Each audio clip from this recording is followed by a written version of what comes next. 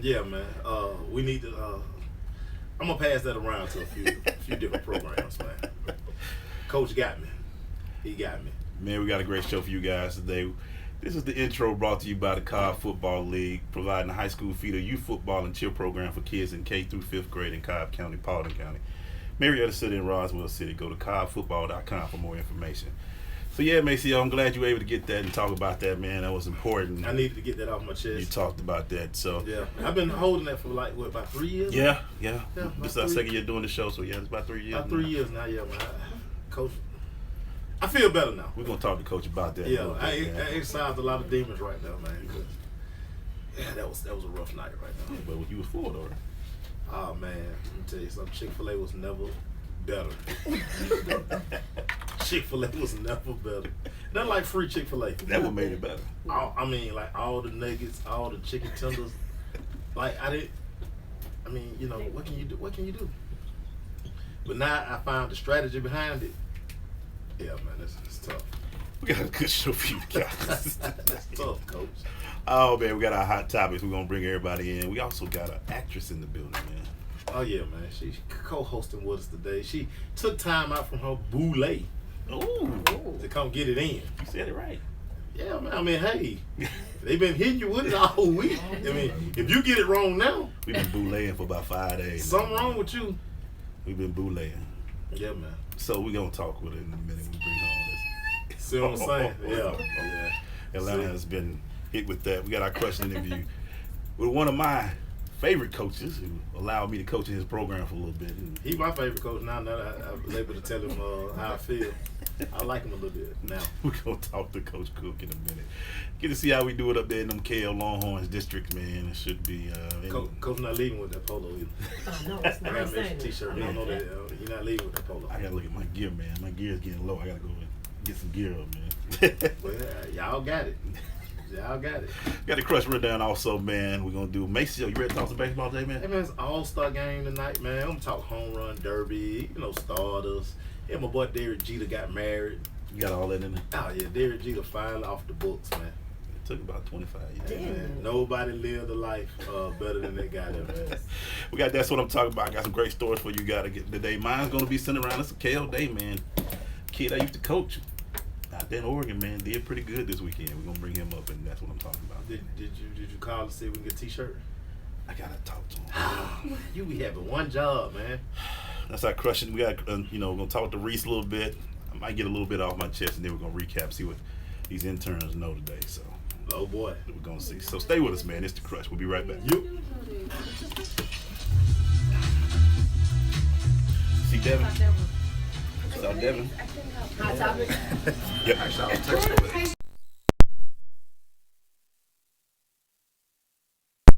Python around your leg. Oh, yeah, I know. It's probably nothing. Nothing? Shouldn't I don't know, call someone? No, I don't have the time. I'm late as it is. If it keeps up, I'll have it looked at. Are you sure? That's a pretty big snake. No, I'm fine. Thank you, though. You're very sweet. You wouldn't ignore this, so why ignore the signs of a stroke?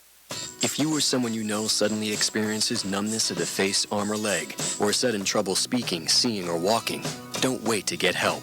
Call 911 right away, because time lost is brain lost.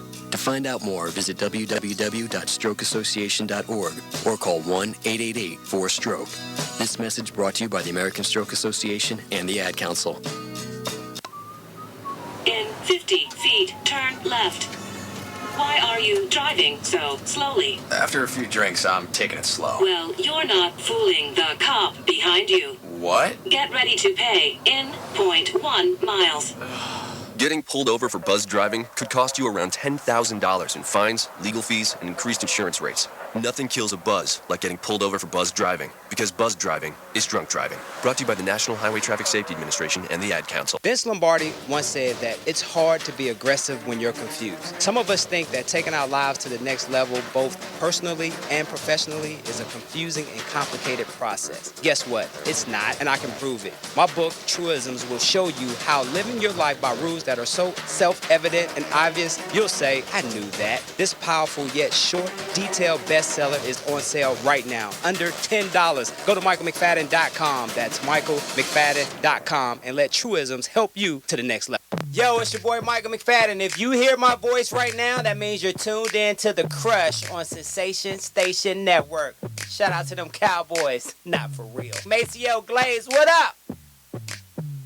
Hot topics. We're going to them hot topics brought to you by Dr. Kevin Dancy. If your smile is becoming to you, you should be coming to us. Dr. Kevin Dancy has been practicing dentistry for 15 years in beautiful Southwest Atlanta. His office is located at 3752 Cascade Road, Suite 190. Complete family dentistry with everything you need in one office. Call and make an appointment. 678-836-2118. 678-836-2118. So, guys, we're going to welcome Reece. How you doing? I'm wonderful. How are you? Good. Welcome to the co-host chair. Hey, I love you. This is the first time on y'all show, so thank you for having me. Yeah. We know you're on other shows. Well, look, you finally got me in here. That's all that matters. Finally. And I got my T-shirt during Boulé.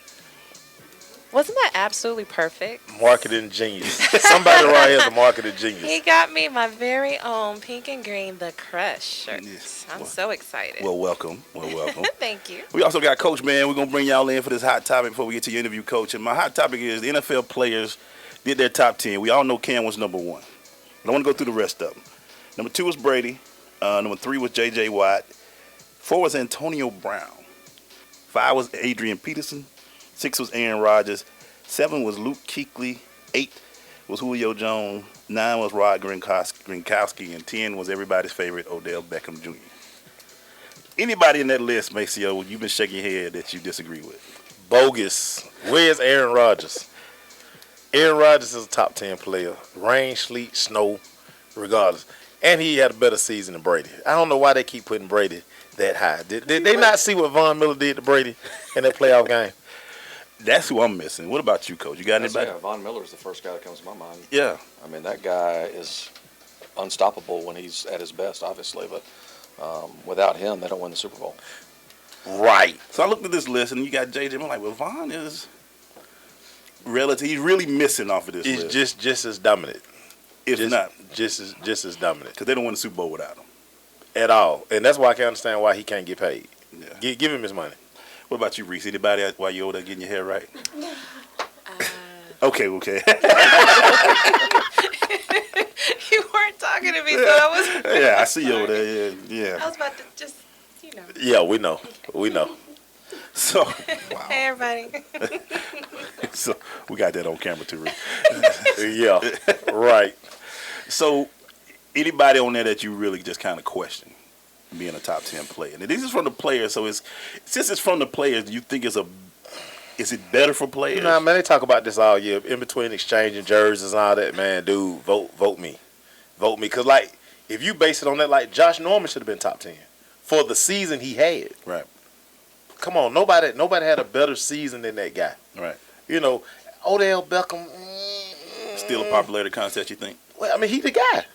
I think that it is very much a popularity contest in a lot of ways. It's all, and we talk about this even in other sports. So I agree with that piece of it. Like, it's whoever's the most popular, whoever has the most followers, whatever. Yeah. and nobody does social media better than Odell Beckham. Yeah. He's between his questionable dance moves and his questionable celebrations. Yeah. I mean, he the guy. And plus, everywhere you go now, like, we was at that track event, everybody got Odell Beckham hair. Everybody. How many players on your team, Coach, got Odell Beckham hair?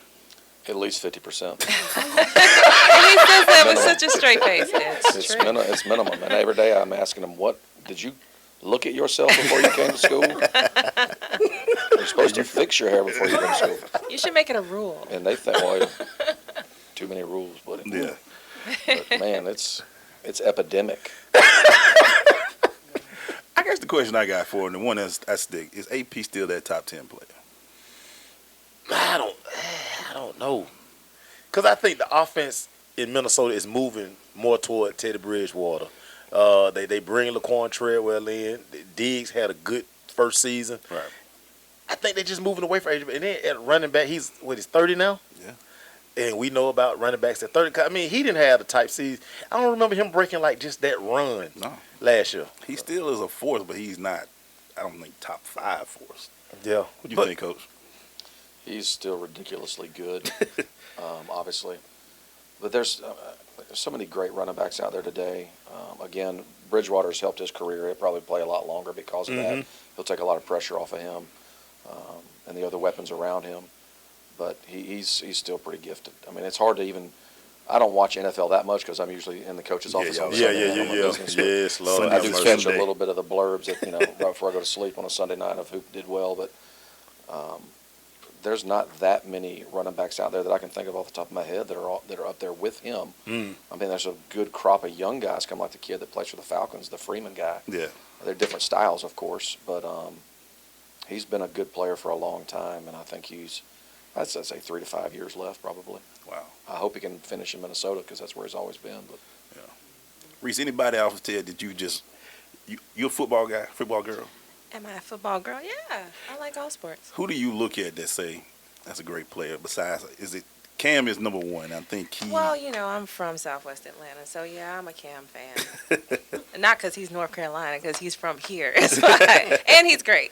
So yeah, no, I enjoy watching him play.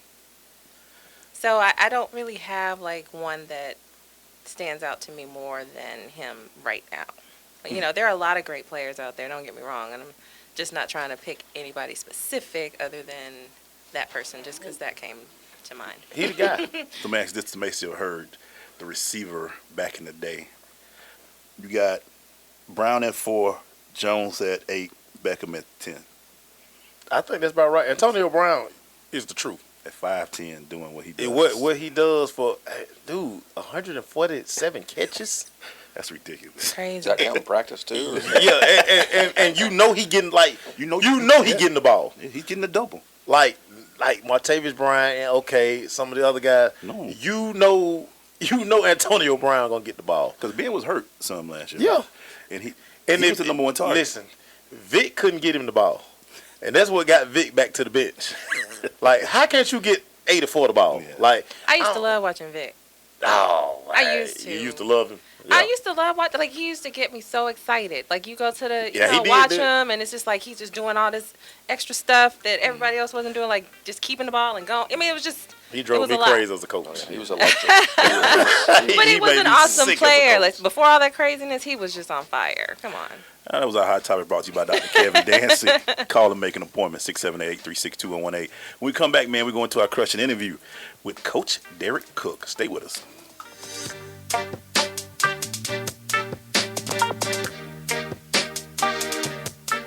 Are you thinking about getting your GED diploma? Well, here at the GED Pep Talk Center, we've got a number of pep talks that can motivate you. Sometimes things don't always turn out the way you want them to. You know that feeling? People look at you and don't believe in you. You want some gentle encouragement. Then you're on your way to your GED diploma and a better life. But I know you're probably just a little bit nervous. You can find it in yourself to take that first step. You can improve your future. You can do this. I know you can. You need to start pushing yourself. Now get your game face on and take the first step towards a better life. Hurry up. Don't make me repeat myself. Whatever level of motivation you need to get your GED diploma, we've got a pep talk that's right for you. Call 1-877-38-YOUR-GED or visit yourged.org for your pep talk and find free GED classes in your area. GED is a registered trademark of the American Council on Education. Brought to you by Dollar General Literacy Foundation and the Ad Council. This is Judge Hatchett, and you're listening to The Crush on SSNATL.com.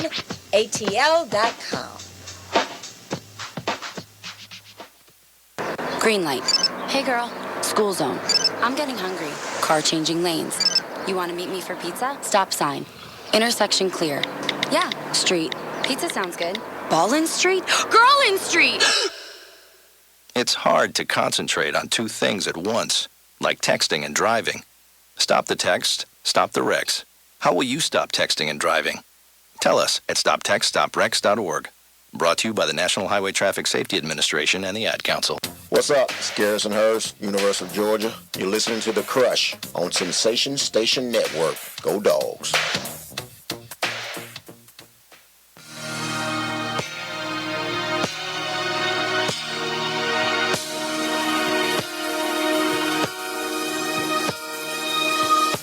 We're going to the Crushing Interview brought to you by Oracy Software. The Oracy team is committed to providing full life cycle support for developing, testing, and delivering market-driven products.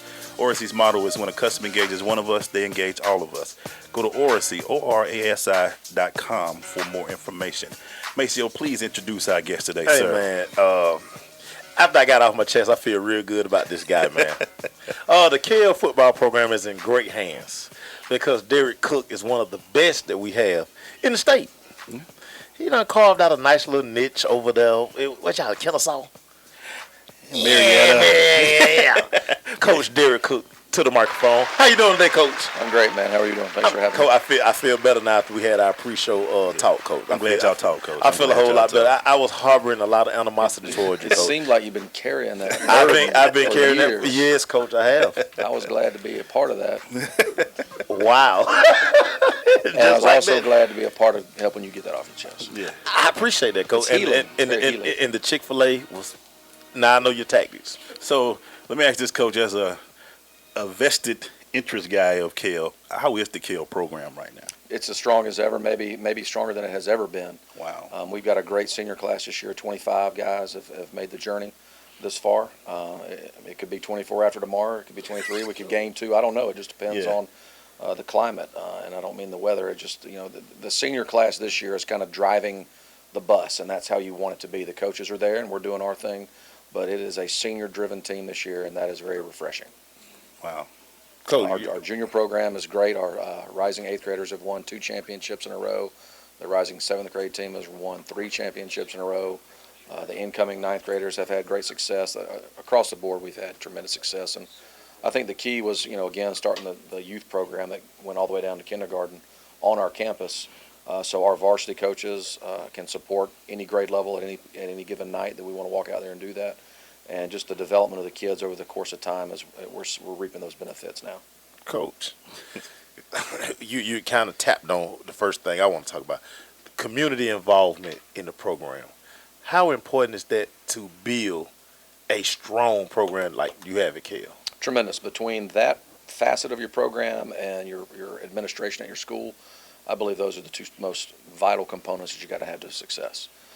You got to have the parents that are willing to put in the time, the effort, raise money for the program to pay for the things that have to be paid for it to be a quality and a safe experience. Those pads are not cheap anymore. It's not like you can go out and buy a helmet for $100. No. You can barely get a chin strap for $100. Right. The parents are ridiculously important.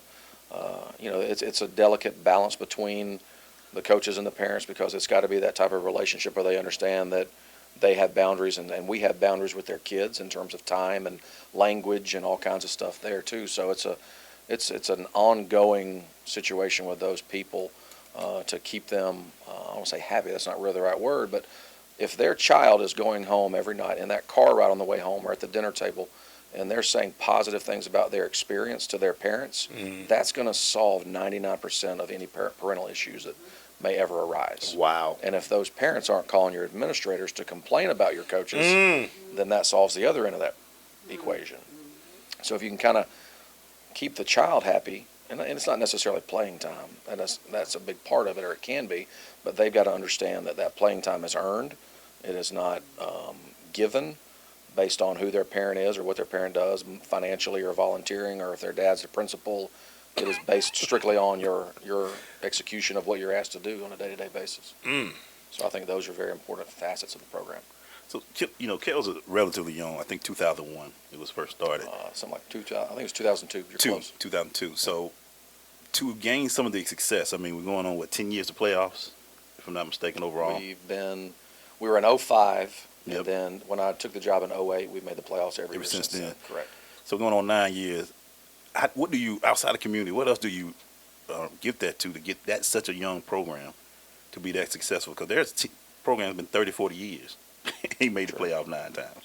I would say that one of the most important things is the feeder program, the junior program, the youth program that we've now developed. As you know, our junior program has always been really, really good. So the kids are there, the coaching is there, and then what we want to do is when they arrive on us, they've got the basic fundamentals that they need, which in my opinion, the 2 most important things they need to be able to do is block and tackle well, or at least have a concept of what that involves.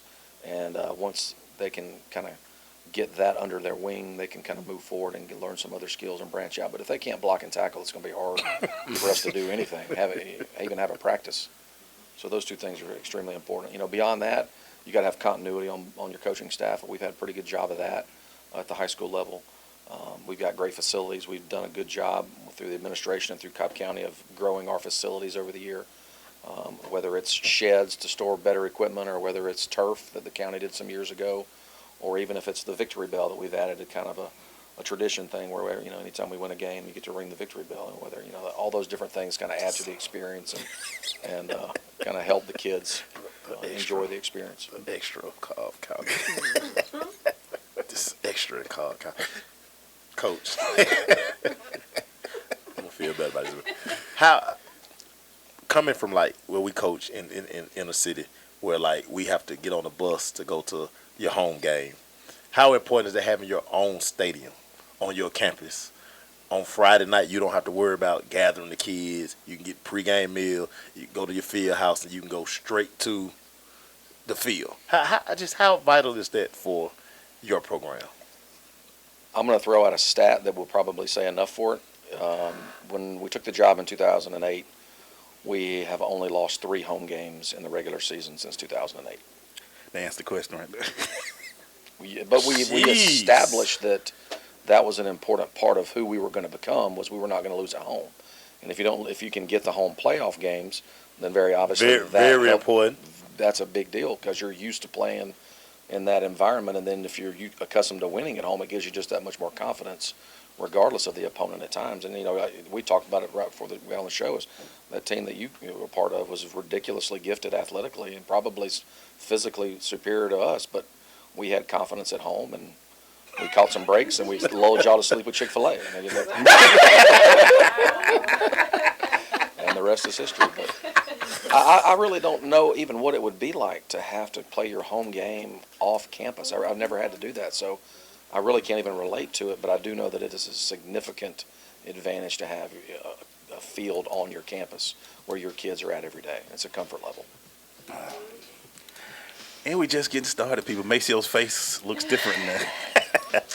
And we come back, man. We got more with Coach. Stay with us. It's The Crush.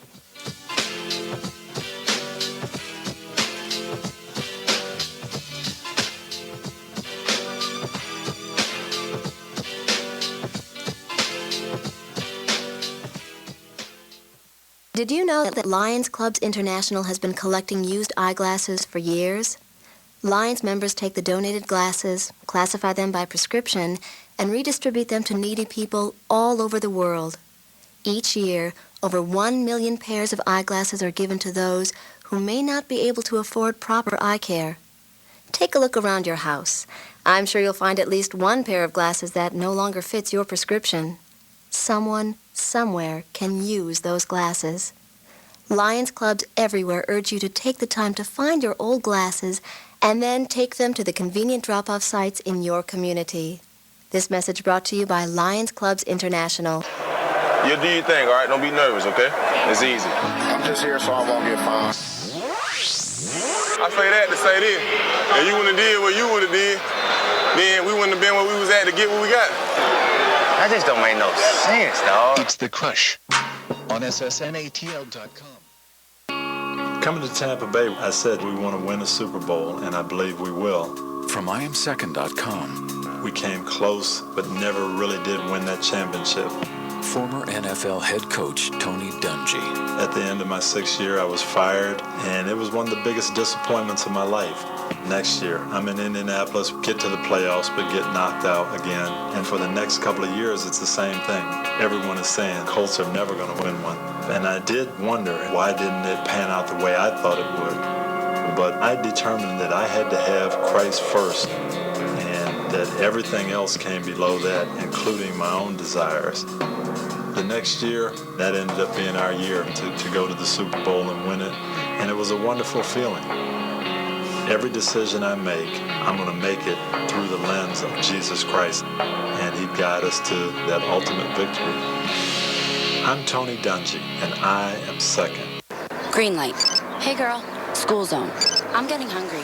Car changing lanes. You want to meet me for pizza? Stop sign. Intersection clear. Yeah, street. Pizza sounds good. Ballin' Street? Girlin' Street! It's hard to concentrate on two things at once, like texting and driving. Stop the text, stop the wrecks. How will you stop texting and driving? Tell us at stoptextstopwrecks.org. Brought to you by the National Highway Traffic Safety Administration and the Ad Council. This is Amar Batman Carroll. You listen to The Crush, the only sports radio show that they're going to keep it real in the A on Sensation Station Network. And we're back. Still doing the Crushing interview brought to you by Oracy Software with Coach Derek Cook. So let me ask you this, Coach. You've been coaching for about a while now. This is my 19th 20th year. I like to ask coaches who get into that close to the 20 year, how is it today, coaching today's athletes, these young guys? It's probably a little more challenging than it was when you first started out, just because the kids are different.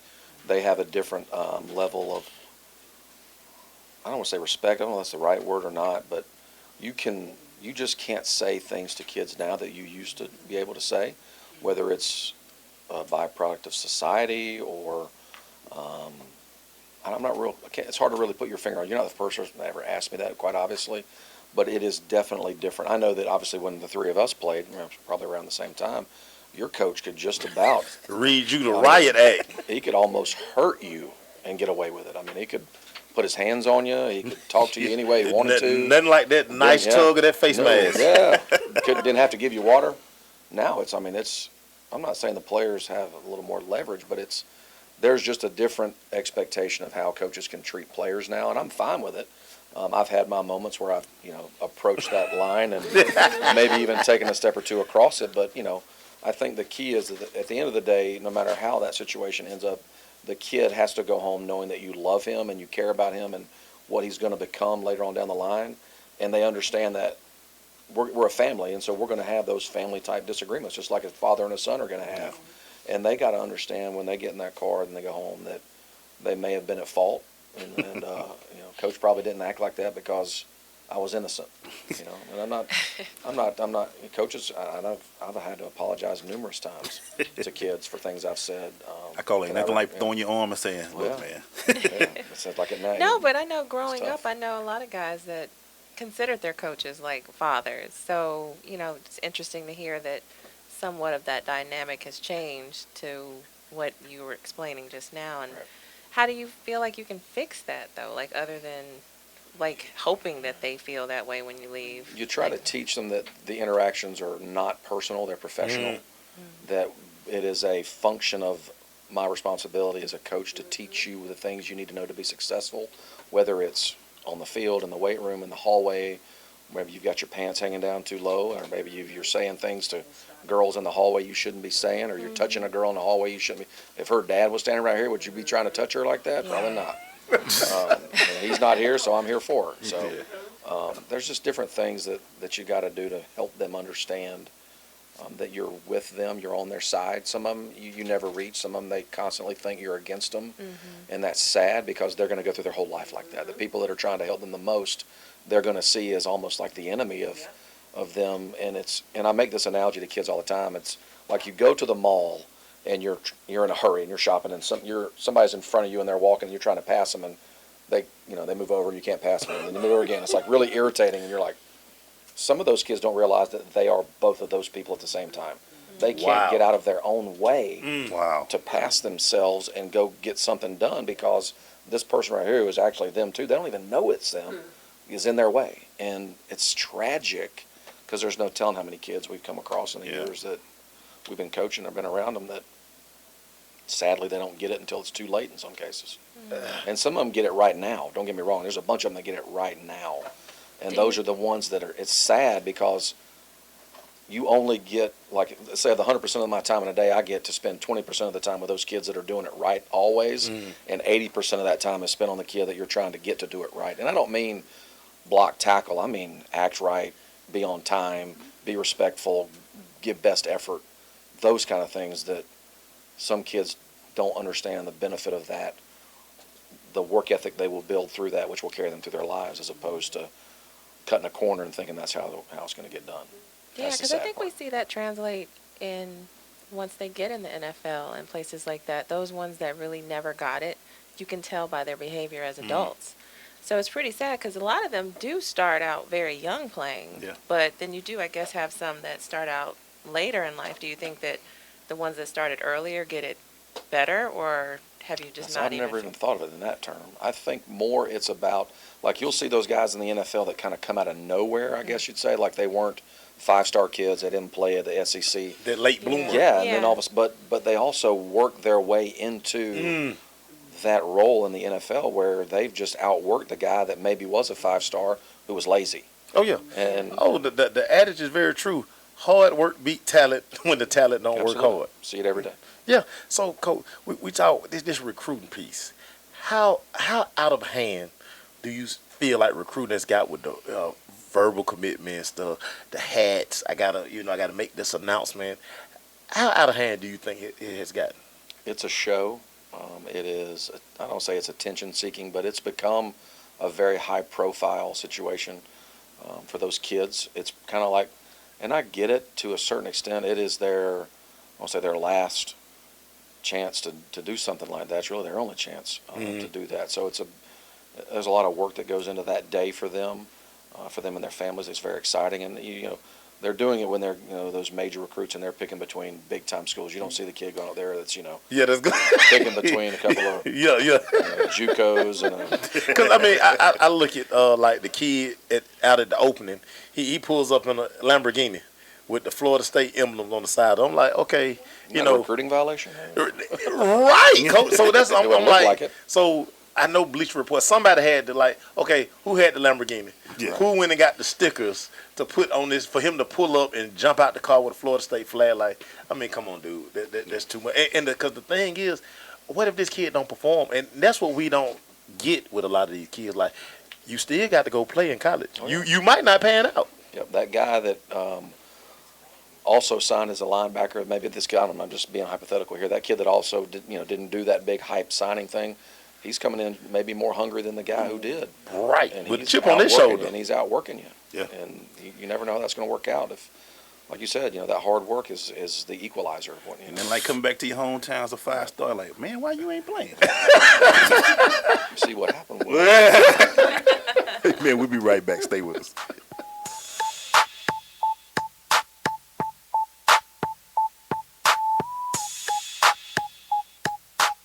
It takes 12 years to create a graduate. It takes about the same time to create a dropout. And at the end of the day, the difference between a child becoming one or the other could be you. So United Way is asking you to make a pledge. Tutor a child who needs help. Mentor a kid who needs someone on their side. Volunteer to read to children. Because when a child advances, we all advance. Be a reader, tutor or mentor. Give, advocate, volunteer. Live United. Take the pledge now at liveunited.org. Brought to you by United Way and the Ad Council. Well, I finally did it. My student loan is totally paid off. What? What about our plan to win the lottery and start living? Travel the world on matching yachts, wear enough jewelry to require a bodyguard, vacation on the French Riviera, and then buy it. You know we're never going to win the lottery, right? When it comes to financial stability, don't get left behind. Get tools and tips for saving at feedthepig.org. This message brought to you by the American Institute of CPAs, the Georgia Society of CPAs, and the Ad Council. This is Keon Carpenter, former Atlanta Falcon. You are tuned in to The Crush on Sensation Station Network. Time for the Hot Seat Hotline. 4, 3, 2, 1. I see you. We're doing this crushing hot seat right now with Coach, man. So, Coach, we got some questions we're going to throw at you that we're going to try to get in right now. So, what motivates you every day to do what you do? Wow. I love football. I always have. I played since I was 5 years old. I love working with the young men and trying to teach them, again, the work ethic and the skills that are going to make them successful when they're adults. Offense or defense? I coach offense. You coach offense? You my kind of guy. What was your greatest victory to date? Wow. Don't say it, that one. Golly, that's a hard one. Besides that. One of the best, we went down to Marist a couple of years ago, and they had a 28-year home playoff winning streak. Yeah. 18 years, 28 home games they had won in the playoffs, and we beat them. And it was Alan Chadwick, who is one of the most incredible coaches that's ever been in the state of We'll run Georgia. that veer down your throat. Yes. We'll revere you to Yes. death. And he had 299 wins, and it was the first round of the playoffs, and we beat them. Wow. And we were not expected to even be in the game. We almost mercy rolled them. Funny enough, he called me like 3 weeks later and wanted to scrimmage in the spring. He's trying to get that off his chest. Now, Barris has been a beast for years. Years. When Like, you do that, it's that was crazy. big. That was big. The black jerseys or the orange jerseys? Cause which one do the kids like the most? They like the black jerseys. They like the black jerseys? But I only let them wear them once a year in the regular season, and the seniors get to pick it. And then if we have home playoff games, they can wear them every home playoff game. Wow. So we do a blackout against their biggest home rival, whatever home game we have that year against their biggest rival. Best player you had to coach against? Deshaun Watson, hands down. Hands down. Oh, I forgot we played Deshaun. Crazy. We had him 35-21 at halftime. We were winning, and I thought, well, this guy's pretty good, but I don't think he's that good. In the second half, he proved me wrong. Real quick, let me ask you, to watch a kid like that, because sometimes you always coach against a kid, you be like, he got it. Was it one of those moments just watching him in that second half? That we could have put 13 people out there. So it doesn't shock you to see what he's doing? Not at all. Not a bit. Matter of fact, when people are asking, what do you think about the Alabama-Clemson game? I'm like, if Clemson has Deshaun Watson, they can beat them. Yeah. They can. I don't care if they got anybody else. They can beat them. And they almost did. I forgot we had played Deshaun. Oh, my God. And a good kid. I mean, a young man now, of course, but humble. After the game, he was just as friendly and polite. And yeah, I guess of course you win. So. Should have shook your hand, Coach, after that. But, man, it was... Describe competition in Cobb County. Heated, intense. There's a lot of rivalries going on. Long rivalries. There's a few. Kell, Hillgrove, and Altoona, 3 of the newer programs, but you want to talk about just some old school, ugly stuff. There's some of that's been around for a long time. Sprayberry and just about everybody, because Sprayberry is one of the oldest schools. Yeah. Lassiter, Walton don't like each other. Pope, Walton. I'm sure McEachern and Marietta was one of the oldest rivalries there was. Wheeler and Walton is an old one. There's just a bunch of them that have been around a long time. And, of course, now you get the new schools cropping up. And the proximity is what gets them. All those kids are so close to each other, and they see each other all the time, whether it's at the gas station or the mall or Chick-fil-A. They just bragging rights. Sorry about that. Pull that knife out. Pull that knife out. Get that knife out. Wow. Oh, man. McEachern facilities. Ridiculous, unfair, inexplicable, collegiate. Wow. It's unbelievable what they got going on. Oh, man. Every time I ride up and down, I be like, wow. It's amazing. It's crazy. I've never seen anything like it. I love the ex-Cobb County coaches because they all be like, just give me like a third. Let me get those 2 practice fields over there, just the practice fields. Before we go to break, Kim Dichie, how great was he? Dominating. As a senior, or maybe it was a junior. Anyway, it was the second time we played him in the Dome. He had the broke arm. He was dominant. We couldn't block him. We actually blocked him the first year in 2010 with a kid named Adam Lenning, who was a wrestler and tough as nails. Yeah. And he blocked the kid. But of course, after that, we didn't really have much of. I think it was Kim Dichie's junior year. He was just dominant. We had no answer for that either. Yeah. When Run we come away back, from man, him. we're going to finish up with Coach, man. Stay with us. It's the Crush.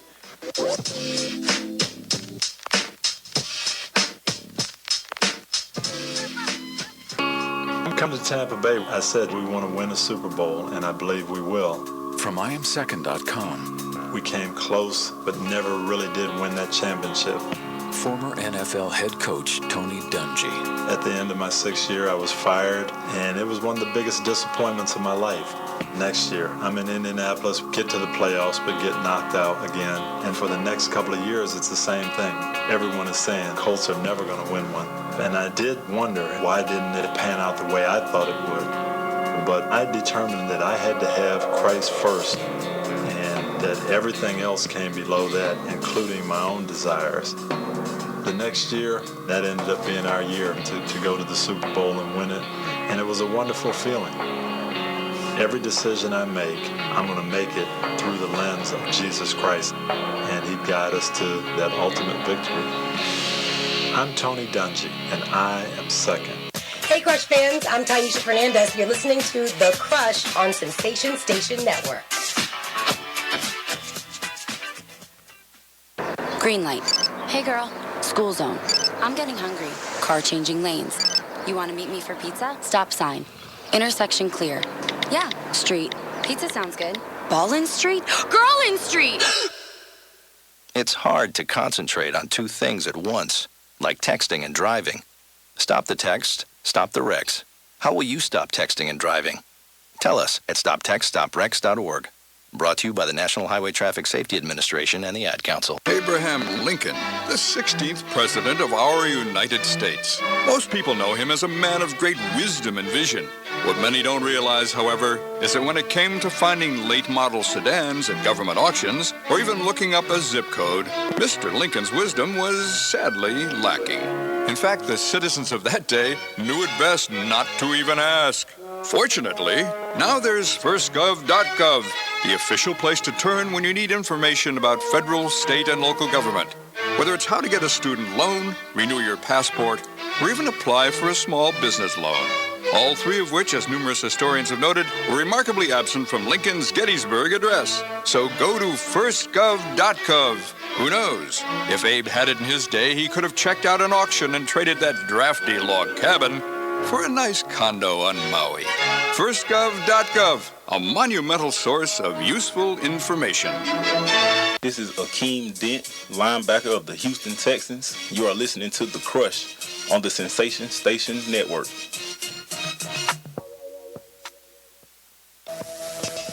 We finish up our crushing interview brought to you by Oris Software. Well, Coach Derek Cook, hey, I see what you put back there. Little cousin there. Hey, so, Coach, man, first of all, thanks for coming on, man. I really appreciate this. Thanks for having me. Let me just ask you this. Retiring jerseys, there's only 3 at Kell. John Dwyer, Brian Randolph, and Taylor Hinkle. Getting to that point, what makes them guys so special for the program at Kell? Just not necessarily just being great players, but they need to be great kids. And when I say great kids, they got to be, first and foremost, a great teammate. They can't be that kid that's about, pointing at himself. They got to be great leaders. They got to set the example of what it's supposed to look like, whether it was the best player doing it or the least talented player doing it. That's what that kid's got to be, and all 3 of those kids were that. John Dwyer was one of the most humble kids ever played at Kell, very talented, obviously. Brian, 4.0 student, obviously done great things at Tennessee, started more games at Tennessee than anyone else that's ever played there, and Tennessee's been playing football, I would guess, over 100 years. So that's a lot of people. Yeah. Now he's with the Rams, so he's obviously doing things the right way. And then Taylor, again, a great student, and I was just telling your co-host that he could marry my daughter. I mean, I've got a 13-year-old daughter. She's got to wait a couple of years, but he's that kind of kid. I mean, he's just not only such a great football player, but off the field, he is everything you want a young man in our society to be. And he's been a blessing in my life. I learned a lot from him. And, when he left, it was one of those things I said, man, I hate it that you're leaving because you just got here. I mean, it seems like, you and I just sat down. Matter of fact, when he was coming as an 8th grader, and coming as a 9th grader, good-looking kid, built, beautiful, just good-looking young man. And I took him to lunch, and I told him, I said, you're going to have girls in high school come up to you and say things to you that you have never heard said. And there's going to be offers, there's going to be situations that they're going to try to get you in and encourage you to go do some things, and you got to be ready to have an answer for that, or you're going to be stunned and you're going to end up going down that path. And as he's graduating as a senior, I said, was I right? And he's like, Coach, I've never heard some of the things that I didn't know girls would say that to. I'm like, well, they probably didn't say that when I was growing up. But Well, it's good that you talk to him about that, because I think that's important, especially with athletes and upcoming star athletes, that they're going to go into this. And he is a good-looking kid. Yeah, he He's got me a pretty football player. He got me a championship, so I'm happy. Oh, look, now you love him because he got. Taylor was, all 3 of those guys were 3 of my favorites. So, Coach, man, you talked about the junior program. So, one of our guys, how important has the junior program been? Oh, you can't put enough emphasis on that.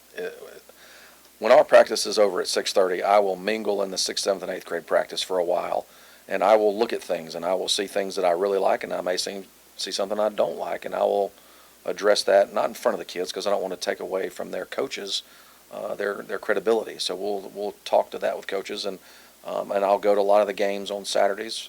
Number one, because my kids are in the program. My daughter's a cheerleader in the program. My son's a player in the program. So I see a lot of games, and I may see an area of need. And so over the weekend on Sunday, I will talk to our coaches, and I'll say, okay, the 6th grade team struggled on the offensive line. I need the O-line coach to go visit with them on Monday night and get things fixed.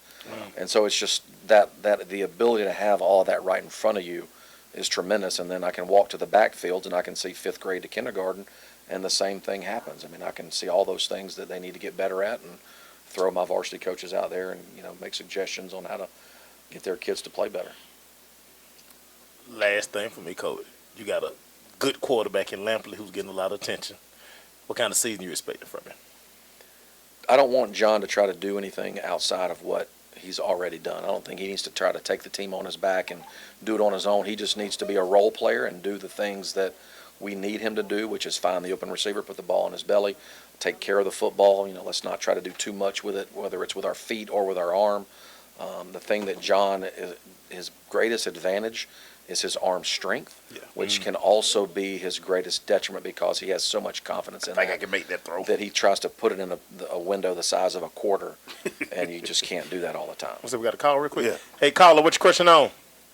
Hey, man, I don't get to call into radio shows a whole lot, man, but when I do, I call the Crush. Hey, man, great show tonight as always. Real quick, man, I made a big mistake today. I had messed around and downloaded this new Pokemon app, and I'm on Campbellton Road at the Texaco, and they're telling me it's like 8 Pokemons out here, so I got to hurry up and get to this Pokemon thing. But I found this list while I was out here, right, Glaze? And it is the top 5 greatest Dallas Cowboys of all time.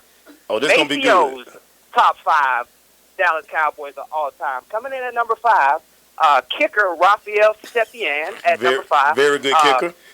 Coming in at number 4, linebacker Keith Brookings. Never. Coming in at number 3, Danny White, number 11. I love Danny White. I love Danny White. Coming in at number 2, Grambling State's own, number 24, Everson Walls. And the number 1 greatest Dallas Cowboy of all time, according to Maceo Hur's list, is Quincy Carter. Hey, I'm going to hang up and listen. Wow. Man, you can hear that guy every Monday through Friday from 79, man. Old Michael enjoying the board. He going to put Quincy Carter on me? Coach, before you go, man, any shout-outs you want to give, man? Just all the Kell Longhorn fans out there that have supported us over the years. I can't thank them enough. Obviously, we're going to play in the Dome against Tucker in the opening game of the Corky Kell Classic. Yeah. We're there. We're there. Awesome. And we'd love for as many fans to come out and support us as possible. Well, thank you, Coach. Really appreciate it, man. And thank you for what you do. Yeah. I think it's really important to have that support system on the field. Time to take a few pictures, y'all. We'll be right back.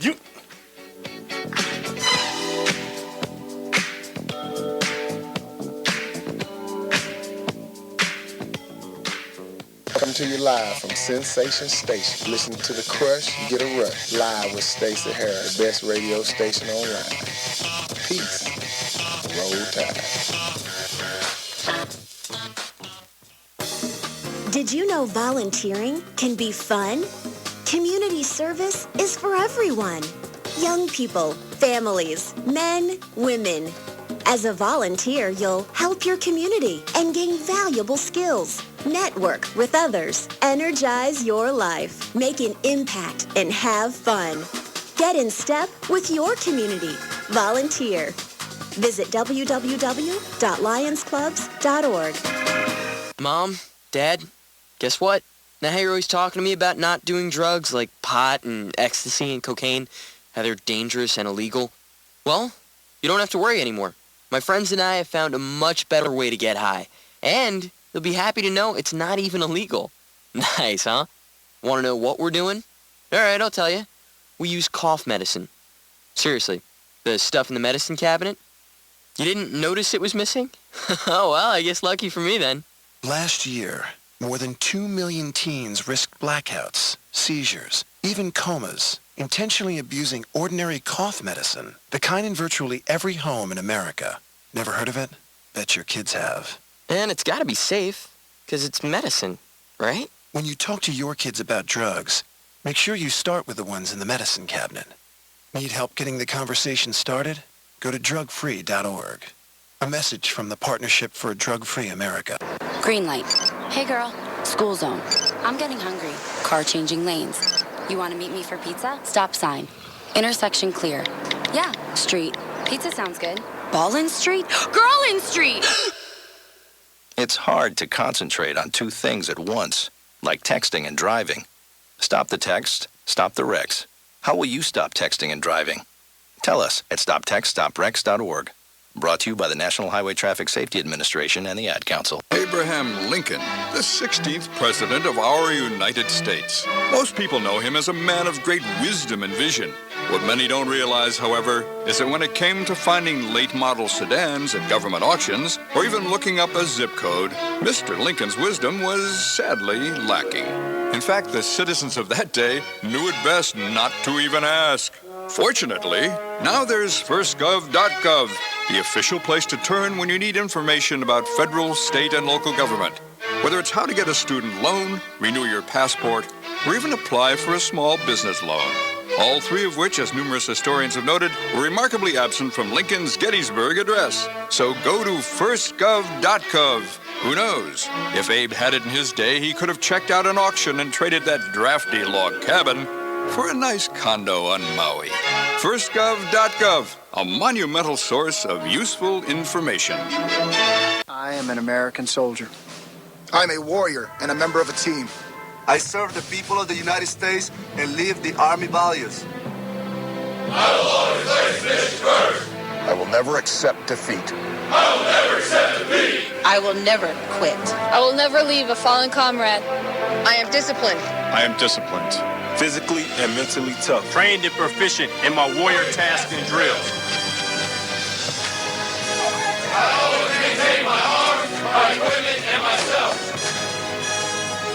I am an expert and I am a professional. I stand ready to deploy, engage, and destroy the enemies of the United States of America in close combat. I am a guardian of freedom and the American way of life. I am an American soldier. I am an American soldier. I am an American soldier. There's strong, and there's Army strong. See what it takes at GoArmy.com. Hey, what's up? This your boy Maceo Hurd. It's your boy EGlaze. You listen to the dopest sports show on radio. It's The Crush on Sensation Station Network. Damn, Gina. Yeah.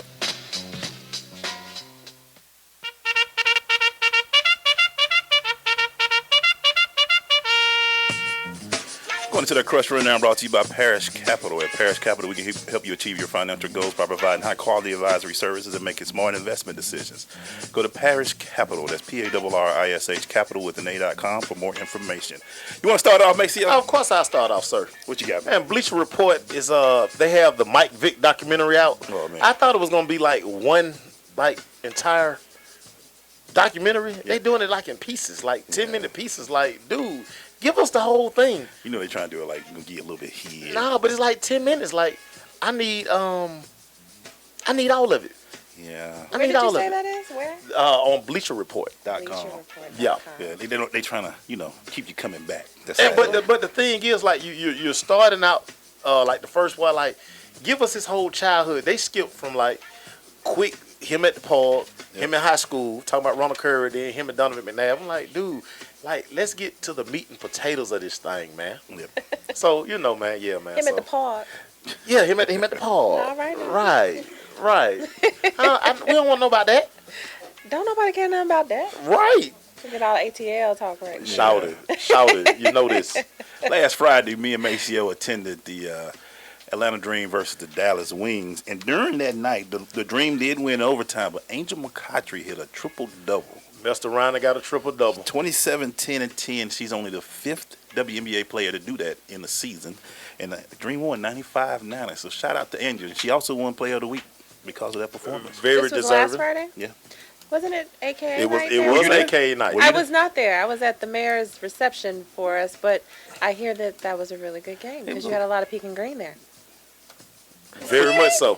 What you got, Maceo? Very much so. They both just looked at me. The Atlanta Hawks, they re-signed Chris Humphries. Oh, yeah. Yeah, man, 1 year, $4 million deal. He'll have a bigger role this year because Al Horford is gone. I like the signing. Chris he's unnecessary. He's one of those guys you bring out the bench. Yeah, garbage minutes. Tough. Very tough. Don't be fooled by his light skin. Yeah. Very tough guy. He's over the Kardashian stuff. He got paid off of it. Let him go. Yeah, man. Let that man live. Let him live. Let him live.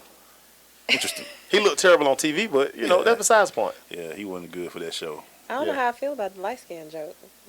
I mean, look, I got a little tan though from the summer. Well, I was raised by a light skinned guy, and he used to always tell me that, like, man, light skinned dudes ain't tough, man. Like, but dude, you light skinned. Never mind, man. We keep moving on.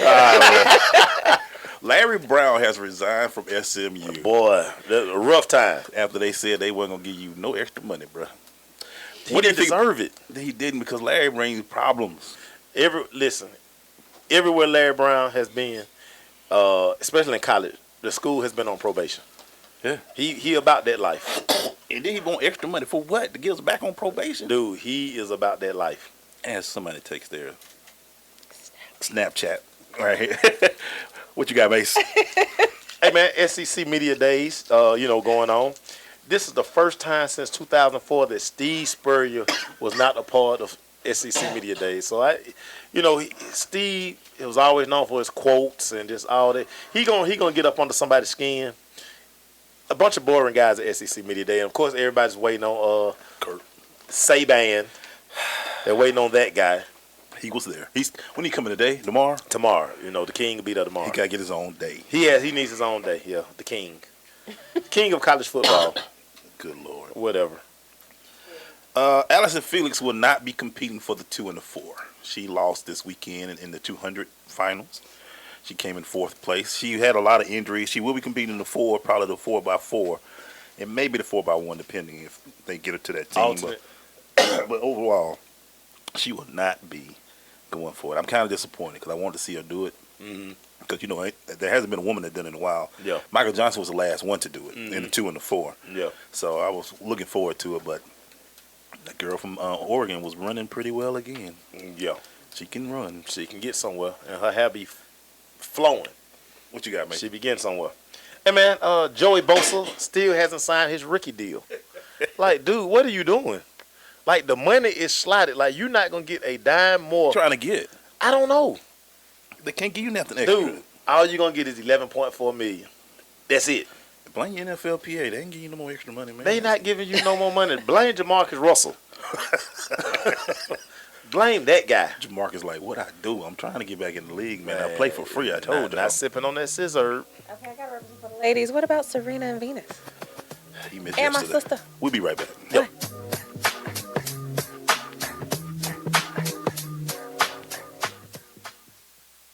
The dream of the future brought to reality by Sensation Station Network. This is Bobby Yalla.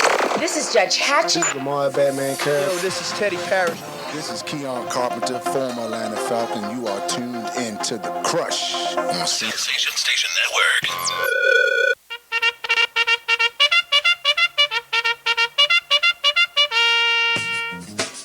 And we're back. We in the Crush right now, brought to you by Parish Capital. I was last, Mason. What you got, man? Max Kellerman, he is slated to replace your boy on First Take. How you feel about that? Kill the show. That's how I feel about it. And you answered my question. Kill the show. First Take had his run. It had its run. It's done. It's done. Stephen A. Smith and Max Kellerman, not going to be a good combination. Kellerman should have just stayed where he at on Sports Nation or whatever that show is called. And they just trying to keep it going because now Fox has got 2 or 3 shows that's going to be doing the same thing. Yeah.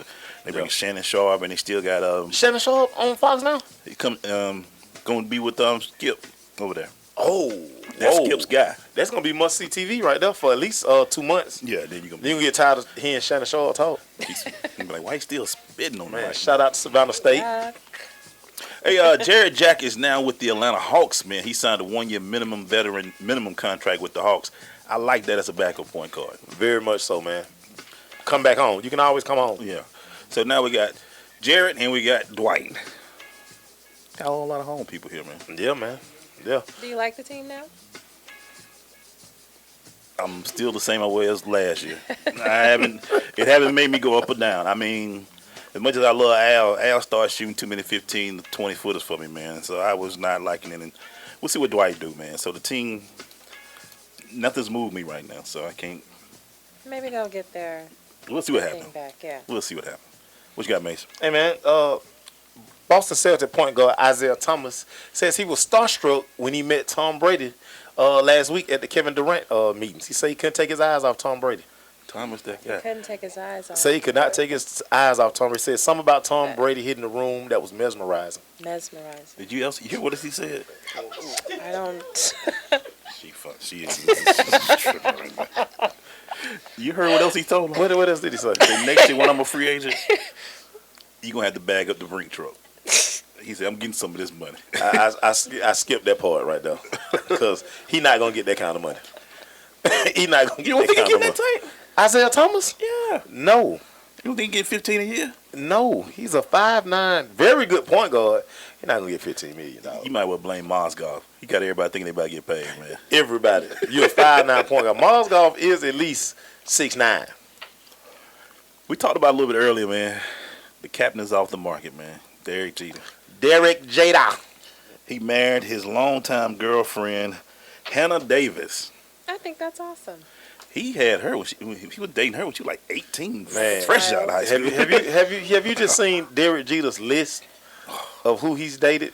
Derek's got a All the young ladies who could have been Mrs. Jeter. He got a who's He who. getting old now, so he Well, needs yeah, to just settle yeah. down and take if she still like him. I mean, but the thing You know, is, stick with it. he is like the example for how a pro athlete. He was in New York in the biggest market ever, Yeah. and he survived. Like, no stories, no nothing. You hear nothing about him. All you Just heard about was, his playing. Yeah, he was awesome. yeah. He was a great player. And rumor was when you go to his party, everybody had to get a cell phone up. Yeah, wasn't no cell phones Wasn't no selfies going on and all that So stuff. he had awesome like PR. They just took care of it. They say when you come into the building that he stayed in, you had to check your cell phone in. Mm-hmm. They would pat you down before you go to a Derek Jeter event. Can you imagine what they would do if they was there? Pictures and all that. Nah, bro, I don't need you putting all that. Like, and you got to think about it. As long as social media's been around, nobody has a picture with Derek Jeter. Unless Derek Jeter, like, authorized that picture. Yeah, you catch him in the street, but that's it. And that's, like, from far away. You see him get in the car, like, no, we're going to roll up and we're going to get him. Nah, Jeter ain't about that life. How long has he been playing? He played 18 years. 18. I knew he was in New York City. And he retired. And you never heard nothing about his parents, his family, none of that. One place. He was a Yankee for life. He was a Yankee the whole time. But you never heard anything. Only thing you heard about Jeter was trying to do contract negotiation. That was it. Everything else. And that was his last contract. And you'll see him with a few women. You like he has, like you said, a star Mariah Carey and all those. Yeah. Minka, the girl from Friday Night Lights. But I always thought this was about Derek. Did he? Yeah, man, he dated 2 Miss Universe, Miss America. But you know what else? I mean, he was a cutie pie. But no doubt. But here's the thing. But now he getting old and he should be getting married. That's But you all know what I'm I thought was amazing? None of them ever talked about him. No. saying. The girls? Yeah. They probably signed a contract or something. Right, Reese. I'm just saying. Derek's like- If that is that tight when you going into a party, he Derek probably like- said, "You want a date? Okay, well, can you sign this real quick before we start?" And you like, really? Okay, and it's some type of fee probably if you break this contract. Say my name. I hear you street you want to. Take a picture and let me see it.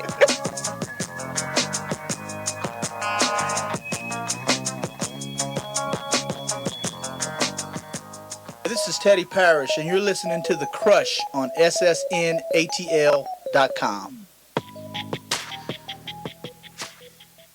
I am an American soldier. I'm a warrior and a member of a team. I serve the people of the United States and live the Army values. I will always place mission first. I will never accept defeat. I will never accept defeat. I will never quit. I will never leave a fallen comrade. I am disciplined. I am disciplined, physically and mentally tough. Trained and proficient in my warrior tasks and drills. I always maintain my arms, my equipment, and myself.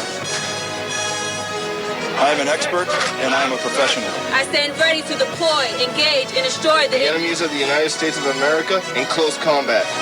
I am a guardian of freedom and the American way of life. am an American soldier. I am an American soldier. I am an American soldier. There's strong, and there's Army strong. See what it takes at GoArmy.com. Vince Lombardi once said that it's hard to be aggressive when you're confused. Some of us think that taking our lives to the next level, both personally and professionally, is a confusing and complicated process. Guess what? It's not, and I can prove it. My book, Truisms, will show you how living your life by rules that are so self-evident and obvious, you'll say, I knew that. This powerful yet short, detailed bestseller is on sale right now, under $10. Go to michaelmcfadden.com. That's michaelmcfadden.com, and let Truisms help you to the next level. In 50 feet, turn left. Why are you driving so slowly? After a few drinks, I'm taking it slow. Well, you're not fooling the cop behind you. What? Get ready to pay in 0.1 miles. Getting pulled over for buzz driving could cost you around $10,000 in fines, legal fees, and increased insurance rates. Nothing kills a buzz like getting pulled over for buzz driving, because buzz driving is drunk driving. Brought to you by the National Highway Traffic Safety Administration and the Ad Council. You know you're listening to the dopest show on the airwaves, right? You're my boy! It's the Crush. On SSNATL.com. Thank you, sir. That's what I'm talking about, Mace. Is that what you talking about, Glaze? That's what I'm talking about, Crush. Well, that's what I'm talking about, Glaze. That's what I'm talking about. That's what I'm talking about, Glaze. Yeah, we're going into that. That's what I'm talking about. When we talk about the good stories out there in the world after we get through with our release on Monday. That's what I'm talking about on Tuesday. So we're going to get some love out there. Maceo, you got anything you want to start with, man? Hey, man, Barbie, the company.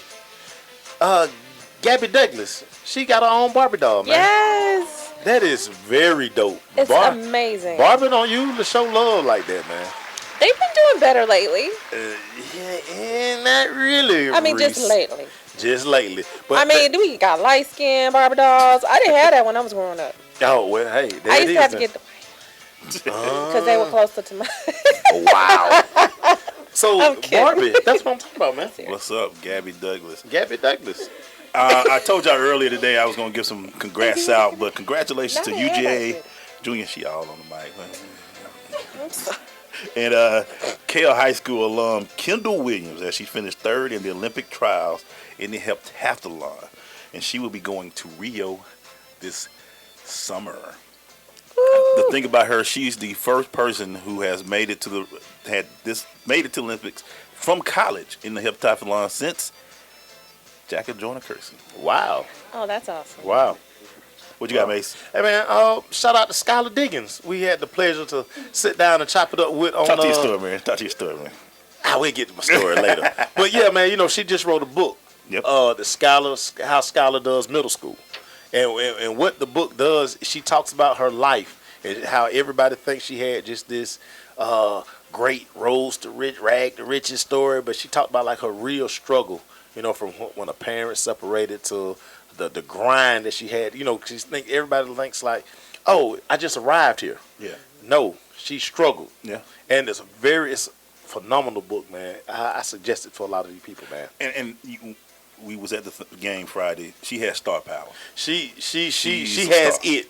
Because we walked out there, people were, when you see fans wearing jerseys and stuff like that, and women walking up to her. And when you got a girl who asking everybody, is that Skylar Diggins?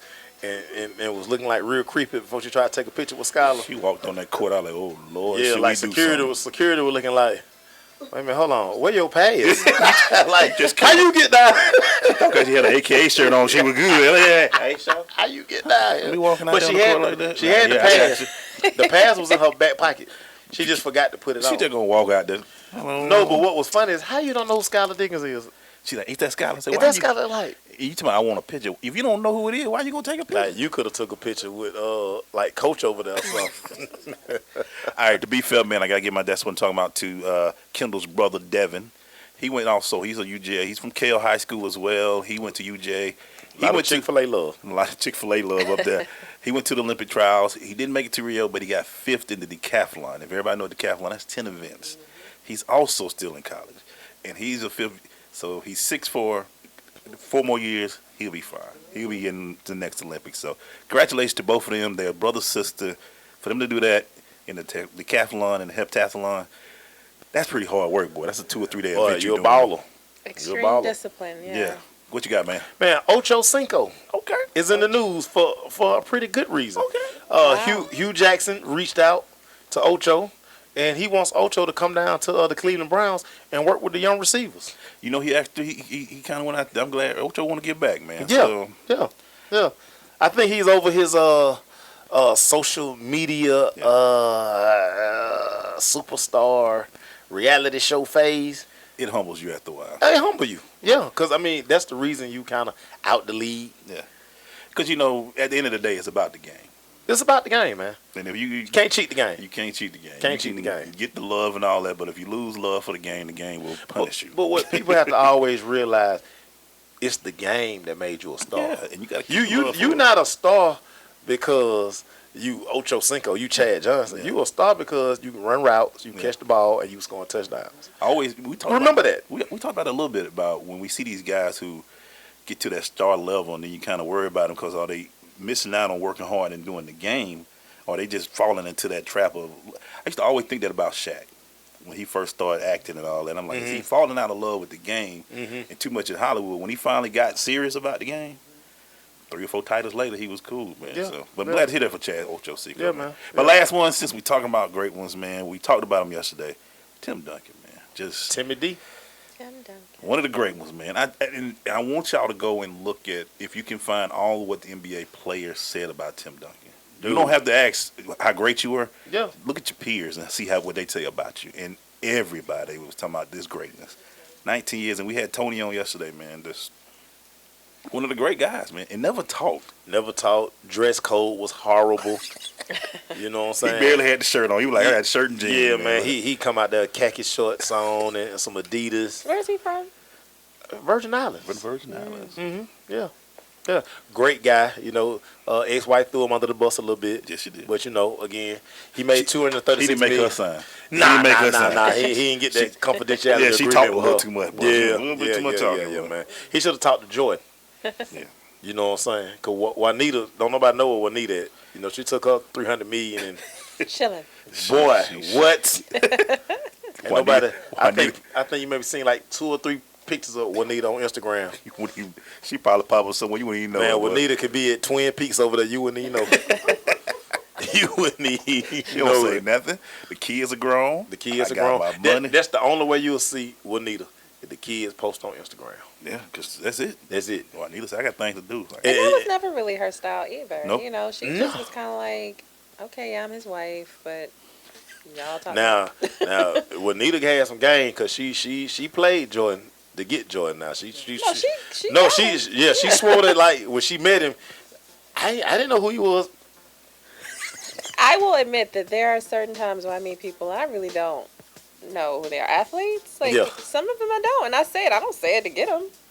Like I really don't know who you are. I'm sorry. What's your name?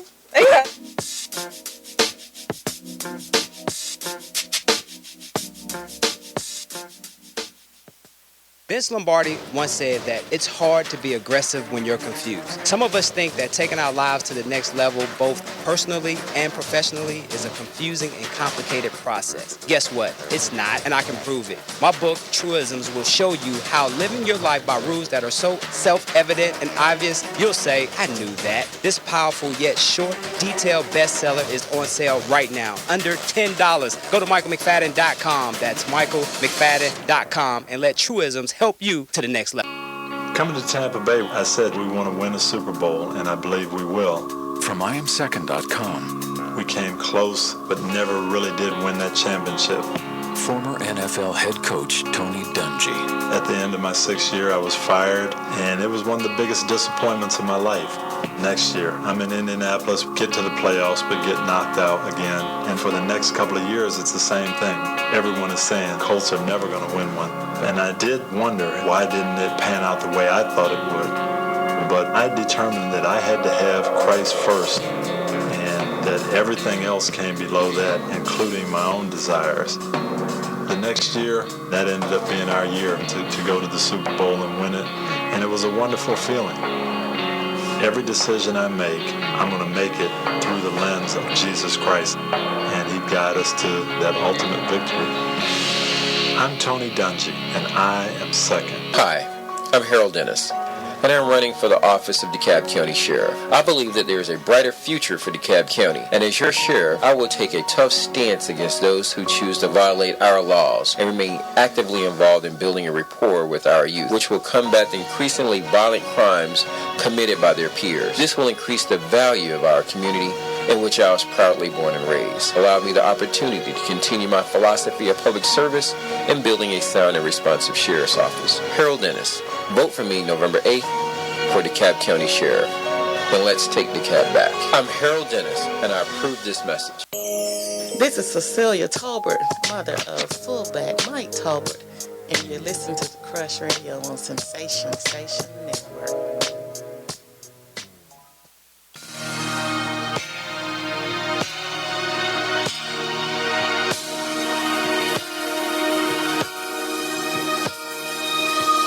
Doing our second crushing interview brought to you by ORC Software. The ORC team is committed to providing full lifecycle support for developing, testing, and delivering market-driven products. ORC's motto is when a customer engages one of us, they engage all of us. Go to ORC.com, ORASI.com for more information. Maceo, she's been here the whole show, but you might as well do another introduction. Yeah, man, when you've been acting since the age of 4, you understand the big stage. You know, 1996 Summer Games at the opening. She was part of that. I was. Yeah, she was part of that. Movie roles, man. Y'all seen on TV, man. I remember this poster of her that was plastered all over LAX. Oh. Aha. You saw that? I remember that. It's still there. No, it's not still there. No, it is. Wow. I ain't been to LAX in a minute, now, but I remember it. I just got a text from a friend out there. She's like, is this you? Wow. Yeah. No further introduction. Reece Odum to the microphone. Hey, what's up, Reece? Hey. What up? Thank you for having me. I'm having a good time. I'm about to say, how you enjoying it? How you doing? I'm really having a good time in my pink and green shirt. Hey, no doubt. No doubt. I don't know if it's because Boulay is here. I've been talking about it a lot. Like, seriously, I've been in AK for a minute.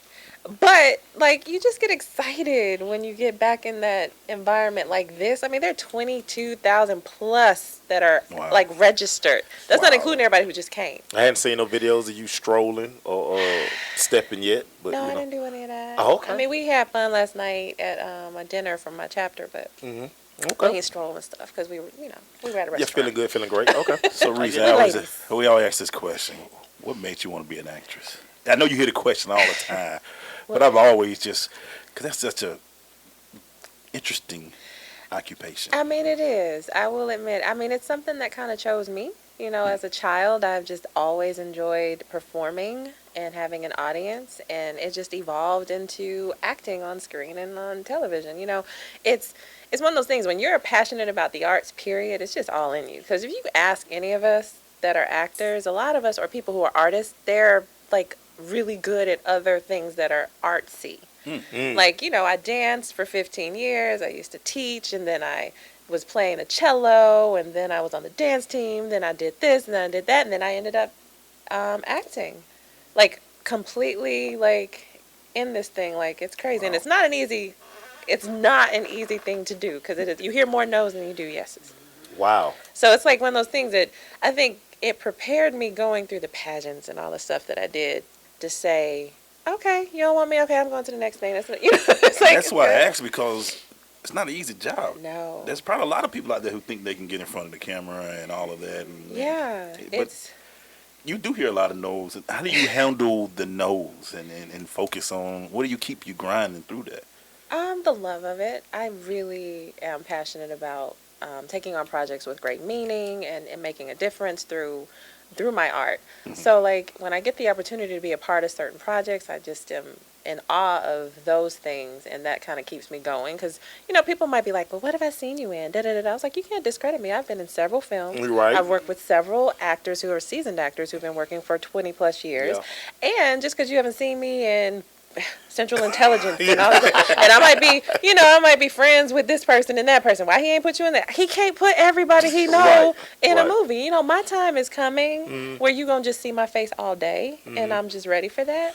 But that's not why I do it. You know what I'm saying? I love it. I want to get better each time, and what's for you is for you, and that's something a lot of us kind of, you know, have to adopt into our lives. It's like, okay, yeah, I didn't get that one next. You know, I had an audition earlier today. I know I rocked it. They should pick me. I can't make them pick me. but let's talk about that, because like my oldest daughter, she really wants to do this, and just I guess being in Atlanta or like being in New York or L.A. What is it about Atlanta that like Hollywood? It's almost like Hollywood is here now. Yeah. What is it about Atlanta? Well, I mean, first off, it started with the tax credits. It was just very affordable to shoot here. But I think it was just inevitable to grow to what it's grown to. With the amount of talent that is here, we don't all get the work. They still cast out of LA. But I think that it's getting better, so to choose Atlanta was just the next step. Because it's a big city. It had the music industry on, lock already. And a lot of times they choose music people to act. And they, a lot of Black Hollywood moved to Atlanta. Yeah. And they were going back and forth anyway. So it just kind of worked out. I think a lot of the things that they might have done with like independent films over time that people kind of saw, wait, it's kind of nice to shoot in Atlanta. Kind of like when they shoot in Canada, all those types of places. So I just think it was just one of those things that was meant to be, thankfully for me, especially after I moved to LA and moved back home, that I could come home and do what I love and be near my family. So let me ask you this. What's your favorite? Is it a particular favorite? Because what about the theater? Working in the theater, doing that, film, TV, does anything, or you just enjoy it all? I enjoy it all. I've done it all. I would say I've done more film and television than stage. Okay. And I am more of a film and television actor, just for that reason. But I do appreciate the skill of a stage actor, and that instant gratification is a lot of fun. It's a lot of work, a lot more work in some cases, because think about Broadway and all the stage plays that you have seen. They practice like every night. You don't get a cut. Like, okay, I got to do that again. Like you don't have that moment on stage. You have to know your cue words and all that stuff. So there are so many different facets to acting that people just need to understand, that it's not just me standing in front of a camera and saying, oh my God, Reece, you were so natural. Oh my God, that's just so easy. No, it's not easy. Like you might get some lines 5 minutes before you're supposed to go on in front of all these people who've been acting forever, and you got to get it right. Because I did that on Saints and Sinners. I love that opportunity because I was working with Vanessa Bell Calloway at the moment. And I tell this story all the time because I think she's awesome. She's also a soror. Thank you. But she didn't know that at the time. We were in a moment, and I kind of got shook a minute, because I had to keep saying it, but I just memorized it 5 minutes before. And she was like, it's okay. Take your moment. This is you right now. Okay, breathe and go on. And I was like... And I was immediately back in it, and we shot it, and it turned out great. So watch Saints and Sinners, and you'll see me on there. Saints and Sinners. The season finale. I was on it. Bounce TV. All the plugs. She plugging. Run from it twice. We'll be right back when we come back.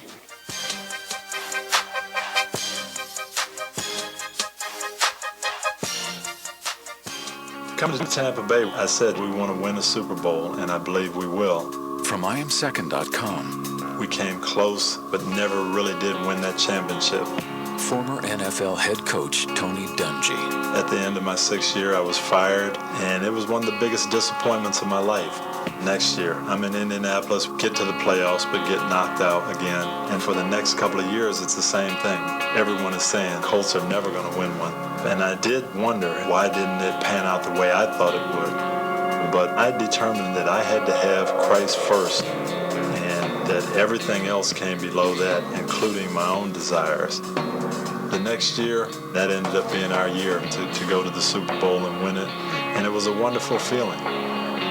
Every decision I make, I'm going to make it through the lens of Jesus Christ, and He'd guide us to that ultimate victory. I'm Tony Dungy, and I am second. This is Queen Harrison, U.S. 100-meter hurdler, and I'm rocking with the Crush. Green light. Hey, girl. School zone. I'm getting hungry. Car changing lanes. You want to meet me for pizza? Stop sign. Intersection clear. Yeah, street. Pizza sounds good. Ball-in street? Girl-in street! It's hard to concentrate on two things at once, like texting and driving. Stop the text, stop the wrecks. How will you stop texting and driving? Tell us at stoptextstoprex.org. Brought to you by the National Highway Traffic Safety Administration and the Ad Council. Are you thinking about getting your GED diploma? Well, here at the GED Pep Talk Center, we've got a number of pep talks that can motivate you. Sometimes things don't always turn out the way you want them to. You know that feeling? People look at you and don't believe in you. You want some gentle encouragement. Then you're on your way to your GED diploma and a better life. But I know they're probably just a little bit nervous. You can find it in yourself to take that first step. You can improve your future. You can do this. I know you can. You need to start pushing yourself. Now get your game face on and take the first step towards a better life. Hurry up. Don't make me repeat myself. Whatever level of motivation you need to get your GED diploma, we've got a pep talk that's right for you. Call 1-877-38-YOUR-GED or visit yourged.org for your pep talk and find free GED classes in your area. GED is a registered trademark of the American Council on Education. Brought to you by Dollar General Literacy Foundation and the Ad Council. Hey, what's up? This your boy Maceo. It's your boy EGlaze. You listen to the dopest sports show on radio. It's The Crush on Sensation Station Network. Yeah! And we're back. Still doing that crushing interview brought to you by Overseas Software with actress Reece Odum. So, Reece, let me ask you this. Can you cry on point?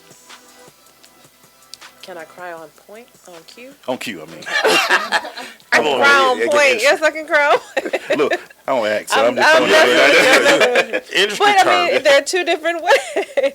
No, I mean, when it's necessary, yeah. You just have to be, like Vanessa was saying, you have to make sure that you let the director know you need your time. Because like you guys are doing in the studio, it'll be a serious scene. I don't know how many times I've had to shoot a drama film. Everybody around you, just like this, 50 million people, they laughing, joking. You're supposed to be in a mode, you know, in a certain mode, and they want to talk. Reece, I'm not Reece right now. Can you stop talking to me? Okay. So that's why you see a lot of method actors that just kind of stay off to the side. I know Denzel's like that, and it's a few different actors that I've met along the way that you'll meet them in the middle of them shooting something, just out on the town, and they're not themselves because they don't want to break out of it. Well, because they said that about when they were shooting Remember the Titans here, they were like Denzel, like he was always in Coach Boone mode, like all the time. Yeah. Which brings me to this: these scripts, getting the lines, you have to rehearse them. How is that? Knowing that, okay, I got to deliver these if I want this part, because this where the money. I know. It depends. It depends on, like, where you are in your career. You know, I know in the beginning when I started, I used to get it and I would get so tense about it. Like, you know, I was like, oh, I gotta get this right. You know, and I put so much stress on myself. Whereas, you know, the times when I did things that I didn't put as much pressure on myself, like, you know, a film that might not have been something that I thought was going to be that wonderful, I was more at ease and I was able to deliver it better. So I think over time you just become more comfortable with your craft, and you're like, you know, like you could give me something right now, I could probably look at it a few minutes and I can say it verbatim, or enough to the point, because a lot of them, the writers aren't married to the words. So as long as it makes sense and your scene partner can respond to you, that's why you'll see people be like, well, that felt like it was you, because I did put a little bit of me in it. You know, to make it more authentic, it has to have a little bit of you. How many scripts can you read? I mean, do you usually get? Because I've read, I haven't seen many, like I said, I'm not in that field, but I've seen one, I'm like, this a movie? How's this going to play? Oh, you mean like bad scripts? Just scripts. What? When you read a bad one, how do you look at it? Do you laugh? Do you say no? Because I'm going to tell you, I think Entourage is like really real. Yeah. I think Vince, I'm like, I think that's what all actors and actors go Entourage. through. Okay. So was that accurate? It was very fun to watch that show, I'll say that. Very fun. Because, you know, you have those times where you're like, man, this is the time, this is my time, I'm doing it, and you don't get it, you know. Or, you know, and your friends, they're like, your sister, you know, your family is behind you the whole way, and you're like, I did it, and I got it, and then it doesn't pan out. So it's like that up and down to what it is that we do, but to continue to do it, you have to love it. You have to be passionate about it. If you're doing it for the money, You really are not. You can't love something like this. I want $25 million. I want Will Smith money. The money is a plus, when it comes. And you get that role where it's like, oh, it's SAG. That's an awesome check. So is that where the residuals come in? I mean, you can get residuals from commercials and stuff like that. I'm trying to get my thing together. I'm trying to get my resume. Is that what the residuals? Yeah, because I think when I lost that role, the 7th grade, I lost the lead in the Black History program. I think it shifted my in the Black History my acting career. You know what I'm saying? Because I had the lead from 4th to 6th grade. In the 7th grade, I didn't get the lead. That just hurt you. Oh man, I felt some kind of way. Because it was someone else's time. It wasn't that you were any less talented. Talk to him. Oh, you getting a lot of therapy today, man. I'm getting a lot of therapy today, man. Wow. Between that football and the Chick-fil-A and now yourself. Well, I got bamboozled with the Chick-fil-A. No, but seriously, in this industry, people have to understand that you have to be a self-motivator and you have to have a strong support system to make it. It can get so difficult if you do not have friends and family that are like, it's going to be okay. Like my dad and my mom, all of them, if I didn't have them, and some of my best friends, seriously, I would just be insane right now. It will drive you insane because you're sitting there like, well, my God, I did that right. Like this audition today. It will throw you off if it's something, that you can't understand and conceptualize. Like you have to be able to understand that it's not you. Sometimes it's like a look.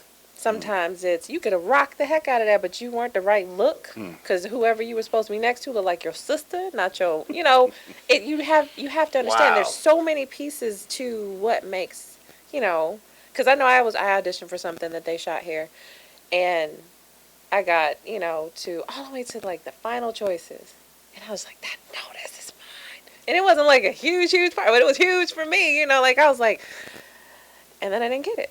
And then finally I got some feedback and they were like, no, she was awesome. She did a great job. She was, one of our final picks. But when we matched up pictures, she did not fit where we wanted that particular role to go. Wow.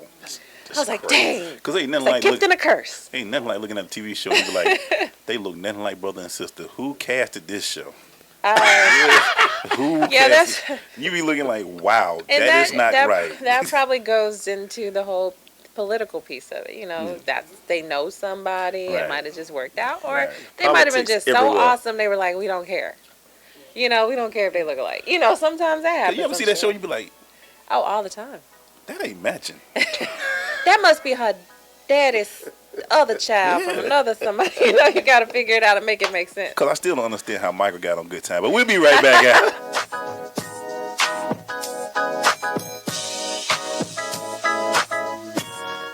Well, I finally improved my credit score. What? The band is about to be discovered. Rock gods don't need to worry about credit scores. We're supposed to think about how many guitars we've smashed, make ridiculous on-tour requests, tragically break up and blame creative differences. I'm not banking my retirement on a band that's never left your garage. When it comes to financial stability, don't get left behind. Get tools and tips for saving at feedthepig.org. This message brought to you by the American Institute of CPAs, the Georgia Society of CPAs, and the Ad Council. This is Coach Greg Thompson. Tune in to The Crush on SSNATL.com. Okay, so just type the job website address here. That's it. Then you enter what job you're looking for there. Electrician. This is Peter. Recently, he got help going on the internet for the first time to look for a new job. Okay, then you just hit search and... In the past, Peter's gotten work through people he knew, but he heard there were more jobs online. There we go. These are all for me? Uh-huh. Really? He had no idea just how many. I can't believe it. This one looks good. Peter is thinking the internet might be for him after all. And this is just one website. Wow. Why didn't I do this sooner? See what the internet can help you do at everyoneon.org or call 1-855-387-9166 to find a free training class near you. Brought to you by Connect to Compete and the Ad Council. Absolutely crushed. Play ball. Oh, man. It's that time. Maceo Hurd talks baseball. Man, you ready to do this, man? Oh, yeah, man. You know, it's All-Star weekend, man. The All-Star game is going on right now, man. Yes, sir. But yesterday we had the home run derby, man. Miami Marlins outfielder getting Carlos Stanton defeated last year's champion Todd Frazier 20-13 to win the 2016 MLB home run derby, man. He hit everything. He hit 61 home runs, 61. man. That's the record. 60. You know, and it's so crazy. Even though he's 16th in the league in home runs, he just has that kind of stroke that can win that contest. Beautiful stroke. Yeah, man. Yeah. And you know, I'm gonna give you my my quick top 5 at the All-Star break, man. Bro. Number 5, the Chicago Cubs. They fallen all the way from grace. They down to number 5, man. They were 6-15 going into their last 21 games, man, and the Braves put some work on them too. Yeah, you saw that. Yeah, number 4, I got the Texas Rangers, man. They were 3-9 in their last 12 games, but they missing their top 3 starters out of their rotation, man. Number 3, the Washington Nationals, man. They beat the Mets coming into the All-Star break. Steven Strasburg, man. 132 strikeouts and 106 innings of work, man. He's getting it in. Number 2, I got the Cleveland Indians. They have a 6.5 game lead in the AL Central. Dominant starting pitching, and their offense will improve once Michael Brantley returns to the lineup. And number 1, man, I got them San Francisco Giants. It's an even year. They're going to probably win the World Series because that's what they do. Well, they look strong. Madison Bumgarner threw a gem the other night coming into the All-Star break, man. So, you know, I like them guys, man. They 6.5 games up on the Dodgers. And the Dodgers thinking about trade my boy Puig. Wow. Yeah. Puig getting traded. Yeah, man. And then, you know, my nerdy stat coming into the All-Star game for you, man. Top 10 selling jerseys in MLB. Okay. Number 10, Noah Syndergaard from the Mets. Number 9, Bryce Harper, the Nationals. At 9? Yeah. Wow. Number 8 is Yadier Molina. 7, Jake Arrieta. 6, Buster Posey. 5, Mike Trout. 4, Anthony Rizzo. 3, Clayton Kershaw. Really? 2, Chris Bryant. And number 1, Big Papi.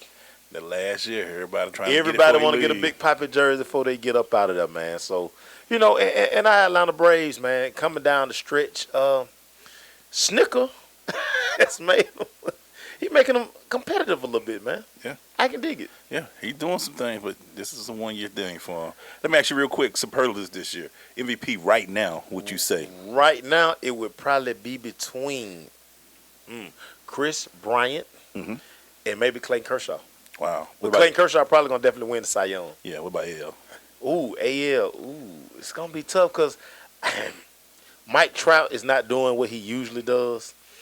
But I like Salvador Perez for some reason. Really? Yeah.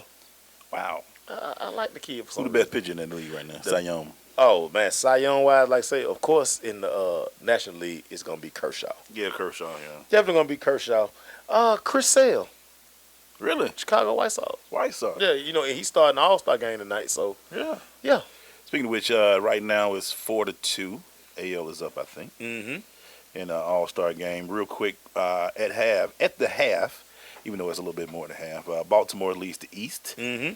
Cleveland leads the Central. Mm-hmm. Texas leads the West, like Maceo said.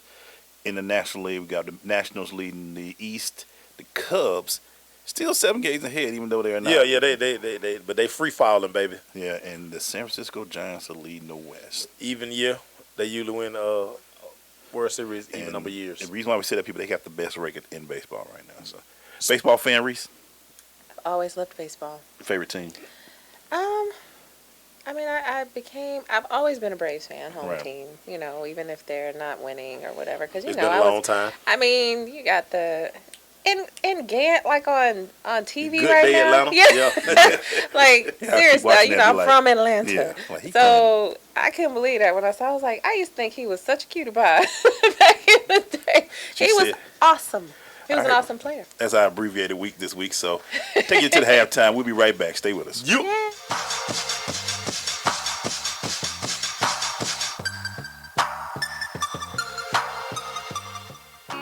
Coming to Tampa Bay, I said we want to win a Super Bowl, and I believe we will.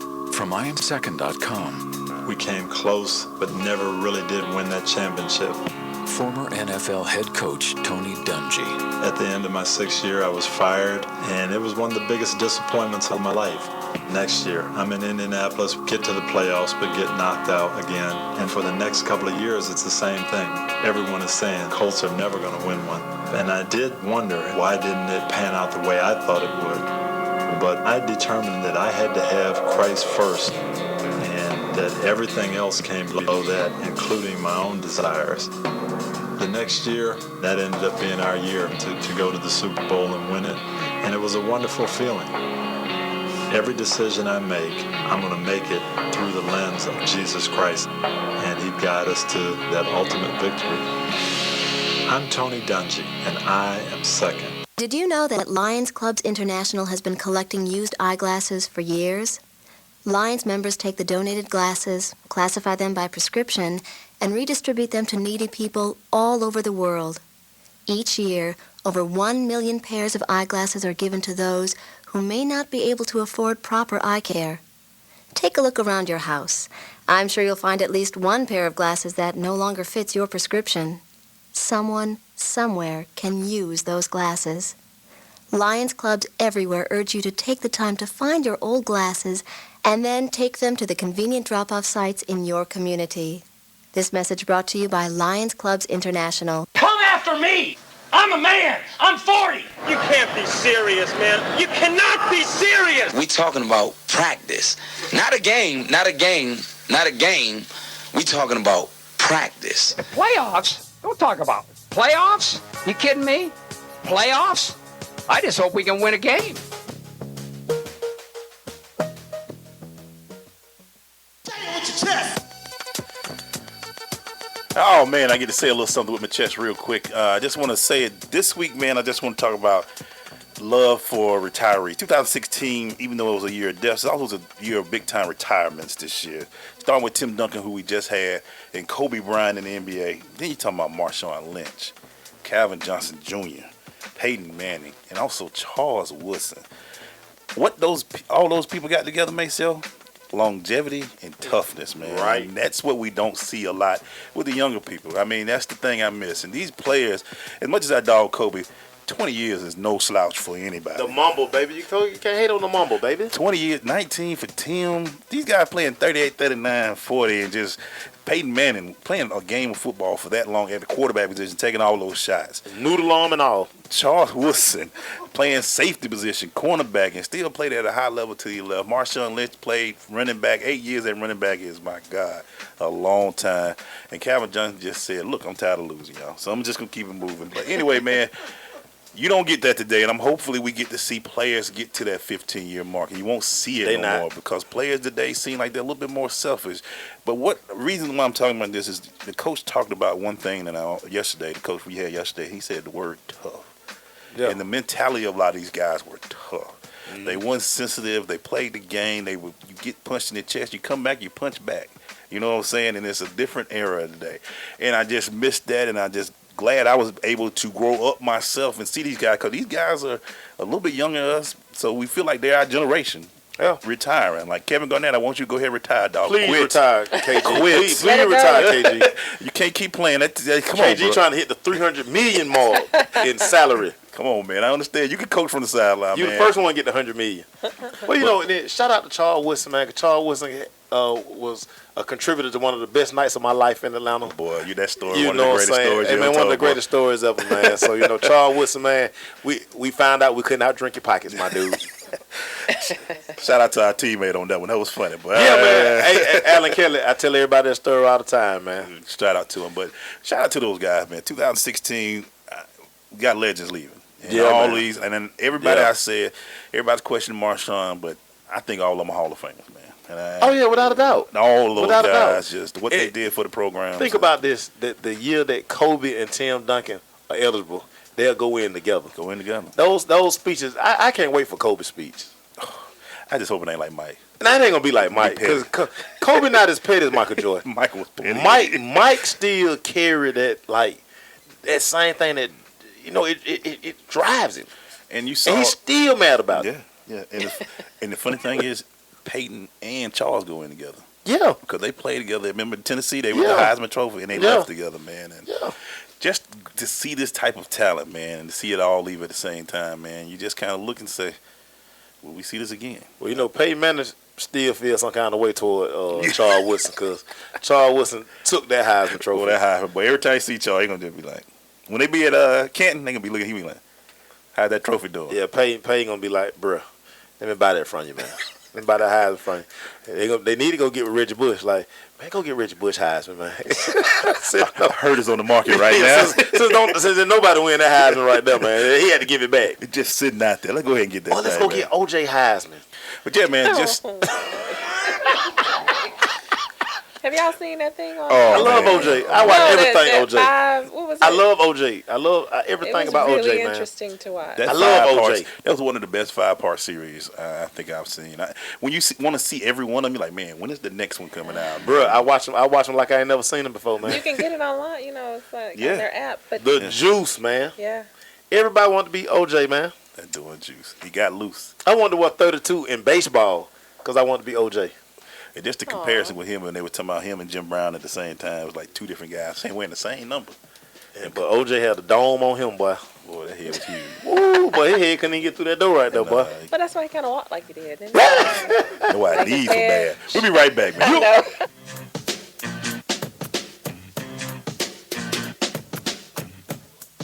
Vince Lombardi once said that it's hard to be aggressive when you're confused. Some of us think that taking our lives to the next level, both personally and professionally, is a confusing and complicated process. Guess what? It's not, and I can prove it. My book, Truisms, will show you how living your life by rules that are so self-evident and obvious, you'll say, I knew that. This powerful yet short, detailed bestseller is on sale right now, under $10. Go to michaelmcfadden.com. That's michaelmcfadden.com, and let Truisms help you to the next level. Green light.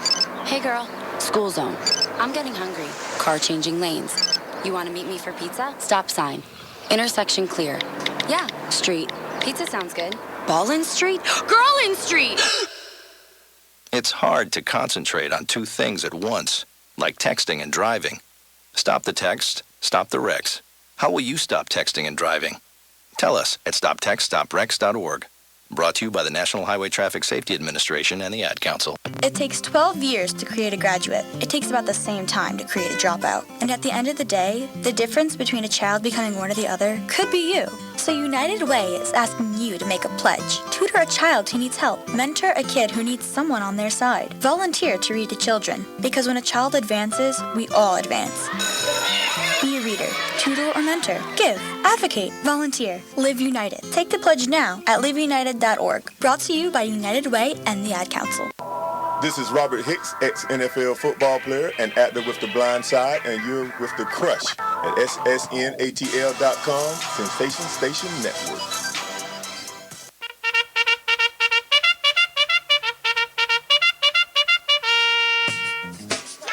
It's brought to you by Blunt Power. With Blunt Power, 3 sprays last for days. You can find out more about Blunt Power at their website, bluntpower.com, or go to their Facebook page, Blunt Power, and or their Twitter page at Blunt Power. Reece over here died. I can't breathe. Reece got that Blunt Power laugh in right quick. You gotta love our Blunt Power, man. Hey, man, so great show today, Mace. Oh, yeah, man. Shout out to Coach, man. Hey, Mace, I feel better about myself now. I feel better about myself. Mace, you heard the way he looked at you when you said y'all had to travel to play football. He's like, You said what does that feel like? Where they do that at? What would you think it would be like not to have your own stadium? What He's if like, I had to do that? Is that a for real question? I have my own. Bruh. They want to say, bruh. When they say somebody in Atlanta didn't win since 1970, I'm like, I understand why, boy. They put y'all behind the 8-ball a lot out there, boy. But it was great, man, having him on. Coach Cook guy, you know, one of my favorite, man. So thank you, Reece. But we're gonna give you a little bit more. Let me ask you a quick question before we go to our interns. So the actors and actresses you get to be around, is it kind of snooty sometimes? When you're hanging around them, you sitting there like, ooh, you ain't all that. Cause you had a picture with Lynn Whitfield the other day, and I love Lynn. All I think about is thin line between love and hate. No, Lynn is awesome. She's probably one of the best mentors I have. She's told me some really great things aside from all that. I've been really blessed. Like, I've met the really nice down to earth women and men that just really want to help. Wow. And that are good people. And I think I may actually- have met one or two that are kind of. You know what? I have to say this though. She's in the show now. This whole preacher show they got on Oprah Winfrey. It's a show, and she's a part of it. And I looked Oh, at you're talking about Greenleaf? Greenleaf. Yes.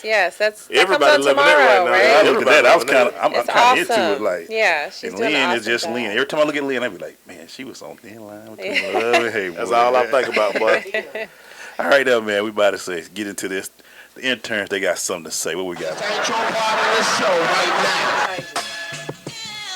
All right, now, man. Our interns have got to give us what y'all learned during this show. Who want to start it off today? Okay, well, we started off today. We had David Cook, right, from Kell. Derek Cook. Derek Cook. And he gave us insight on his football team, what he's doing to help the young men out there in their successful program. Yeah, I actually learned a lot from Miss Reece Well, she moved that mic quick. and what goes on in the acting world and how it's different. And I didn't realize some of the different aspects that went into picking roles and whatnot. Yeah. Thought that was interesting. I kind of relate that to my own life. And Derek Jeter is off the market. Derek Jeter is off the market. Believe that. He's off the market. Anything else, ladies? You good? That's all we learned for today. We had a great show. Why, thank you. Well, thank you. Thank you. We appreciate it. We appreciate it, man. So we got to make that a little longer, man. That was about a minute and a half, man. Next time we'll talk slower. Hey, man, we good, Beautiful, man. smart young ladies. Thank you for helping me out the times you did when I was here. It was so sweet. So, Reece, Yes. what's next?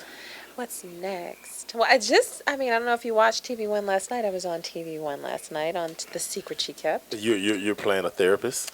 I am. You watched. I did. I was laughing. I was like, You laughed. I was like, no, but that's my dog. That was me.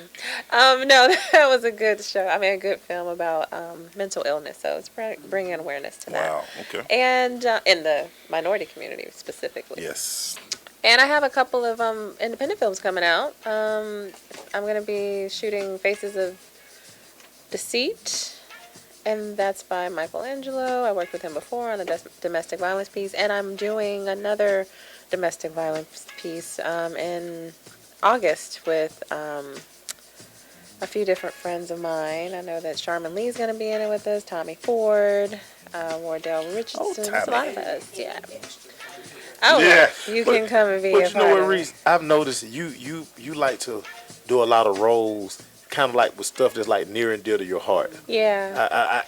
I get that sense. No, I do. I think it's really, I'm a people person, and I think it's really important that, I'm blessed enough to do what it is that I love to do. And if I can be a voice for those who really don't feel like they have one, or just that, I feel that there's a message that's really important to get out there, I do those roles. They might not pay the most, but, I mean, it gets that same accolade for me, because think about The Wish that I did. I got a proclamation from the Senate for that. I never did that role to get something like that. I was really wanting to help and bring awareness to the fact that minorities do not sign up to be registered donors for tissue and organs. And I have uncles that are on the list still waiting to get organs. And so, that was really important to me when it came to me. And I feel like God, I say it all the time, and if you look on my Instagram, I have it one time, God is my agent. Because he brings these things to me that they just come from nowhere. And, there might be people who are like, no, I won't do that. I want to do the one that pays this. And that's not why I do it. I mean, of course, like I said, I would love to be able to be financially dependent on my career right now. But, that's not what I'm doing it for. It's going to come, because I think that my heart is in the right place, and God will just bring those things to me as he sees fit. Hey, because people are telling me to tell my intern that they're still on video. They're doing social media for us. No, but all that to say, I mean, just like with sports and everything else, you have to be passionate about it, you have to be dedicated, and you have to love it through and through, because otherwise it does not happen the same way as it should. Because like those people who lose it when they get at a certain level, it's the same way you get it, the same way you can lose it, just as quickly as that. So, I just want people to know that, do what you love and love what you do, but don't get it twisted. It can be taken from you. Do God get 5 or 10%? I just mess with you. You know what? You see this one right here? I ain't got nothing to do with that. Let me slide my tongue over a little bit now. Do you travel a lot? Me, I go to LA a lot. I do. I mean, I lived out there for a while. Y'all know that, but Cali. I mean, Cali girl. 75, between 75, 78 every day. It was the best. Yeah. And Redondo Beach. Oh, you like Redondo? I lived in Orange County for a minute, and then I lived up near Hollywood and Burbank. Okay. So I was, I went all the way up. You was in the mix. Yeah, I was right. I was right up the street from like all the, the NBC studios, all that stuff. I did love living. It's expensive though. Boy, what a 1-bedroom out there versus a 1-bedroom here. Yeah, I think I'm paying a lot here for where I stay, but I paid like $2,500 a month when I lived out there. I think about that now, and I'm like, oh, I'm really paying cheap compared to what I paid out there. When and I'm then the 5. Wow. Yeah. That's the worst. Yeah. I mean, out of all of them, because it bottlenecks. Yeah, anybody who's been in LA, the 5 and whatever time of day. Yeah. Any day. It doesn't matter. I like to hear people complain about the traffic here in Atlanta. I'm like, go sit in traffic in Cali. It ain't. I mean, you can sit like this and just be like. Yeah, go out to Cali. It won't move. You better get you a job at Fox Hill Mall or something. You said Fox Hill. You were all over. Did you live there? Man, my mom people out in Cali. So we used to go every summer. Okay. So I'm, what I'm saying, I used to come back. I remember I came back with the Too Short album, Born to Mac, and so I was rapping it about a year before everybody got. So everybody, when I was in 7th grade, everybody thought I wrote Freaky Tales. Oh, they thought and then you wrote it. Finally came out. They were like, "Man, you ain't write them bars." I was like, oh, "Yeah." I was a biter. Yeah. But yeah, I mean, this is that Cali love. Yeah, I mean, just like he was talking about, Straight Outta Compton, loved it. Yeah. My friend Will, he produced that. It's just awesome. I got a chance to take one of my friends from California with me to the pre-screen, and I was so happy she was in town because I was like, oh, we gonna go see Straight Outta Compton. This does not come out for 2 months. I was like, I know, we're going to see it now, and it was awesome. And Ice Cube was there. Everybody, his son. All I'm gonna say is this, Reece: if you ever need a sports show to be a part of the movie, it's me right here. We got you. I got my headshots. I got my photographer over there. Don't play. See, I got a real music studio. I got a real entourage. I got a turtle. I got an E. I got a Johnny Drummer. I'm ready. Did you like the movie? When it came out with the movie? I did. Well, she got headshots. She got a headshot. She got headshots. I mean, I do produce too. I mean, I'll take that with me. Well, thank you for coming on, man. We've seen you on. Thank you guys for having me. I got my photographer over there, so I'm always on deck. I'm always on deck. We're going to do a photo shoot right now. Yeah. I can get this next part. I'm really happy that I finally got a chance to be on this awesome show yes. with Maceo and Emmanuel. That's my dog. Crush. And I got my pink and green shirts. Thank you, Sky. Thank you, intern. Thank Hey, you, Joy. Hey, we're going to call her Lady in the Hey, Kona. sis. Hey, Mom. Because Hey, they just see Dad. a Kona of her in this camera. Look, we getting her ready for her next career, so she's Miss Walton from now on. Yeah, she Miss Walton. She's Miss Walton because we're trying to get her. Because they keep saying, who that lady in the Kona? We're trying to get this bonus from Clayton County. Okay. Special ed. Let's get it. All right, boy. All right, my dude. See y'all next week, man. Enjoyed it. Peace. You.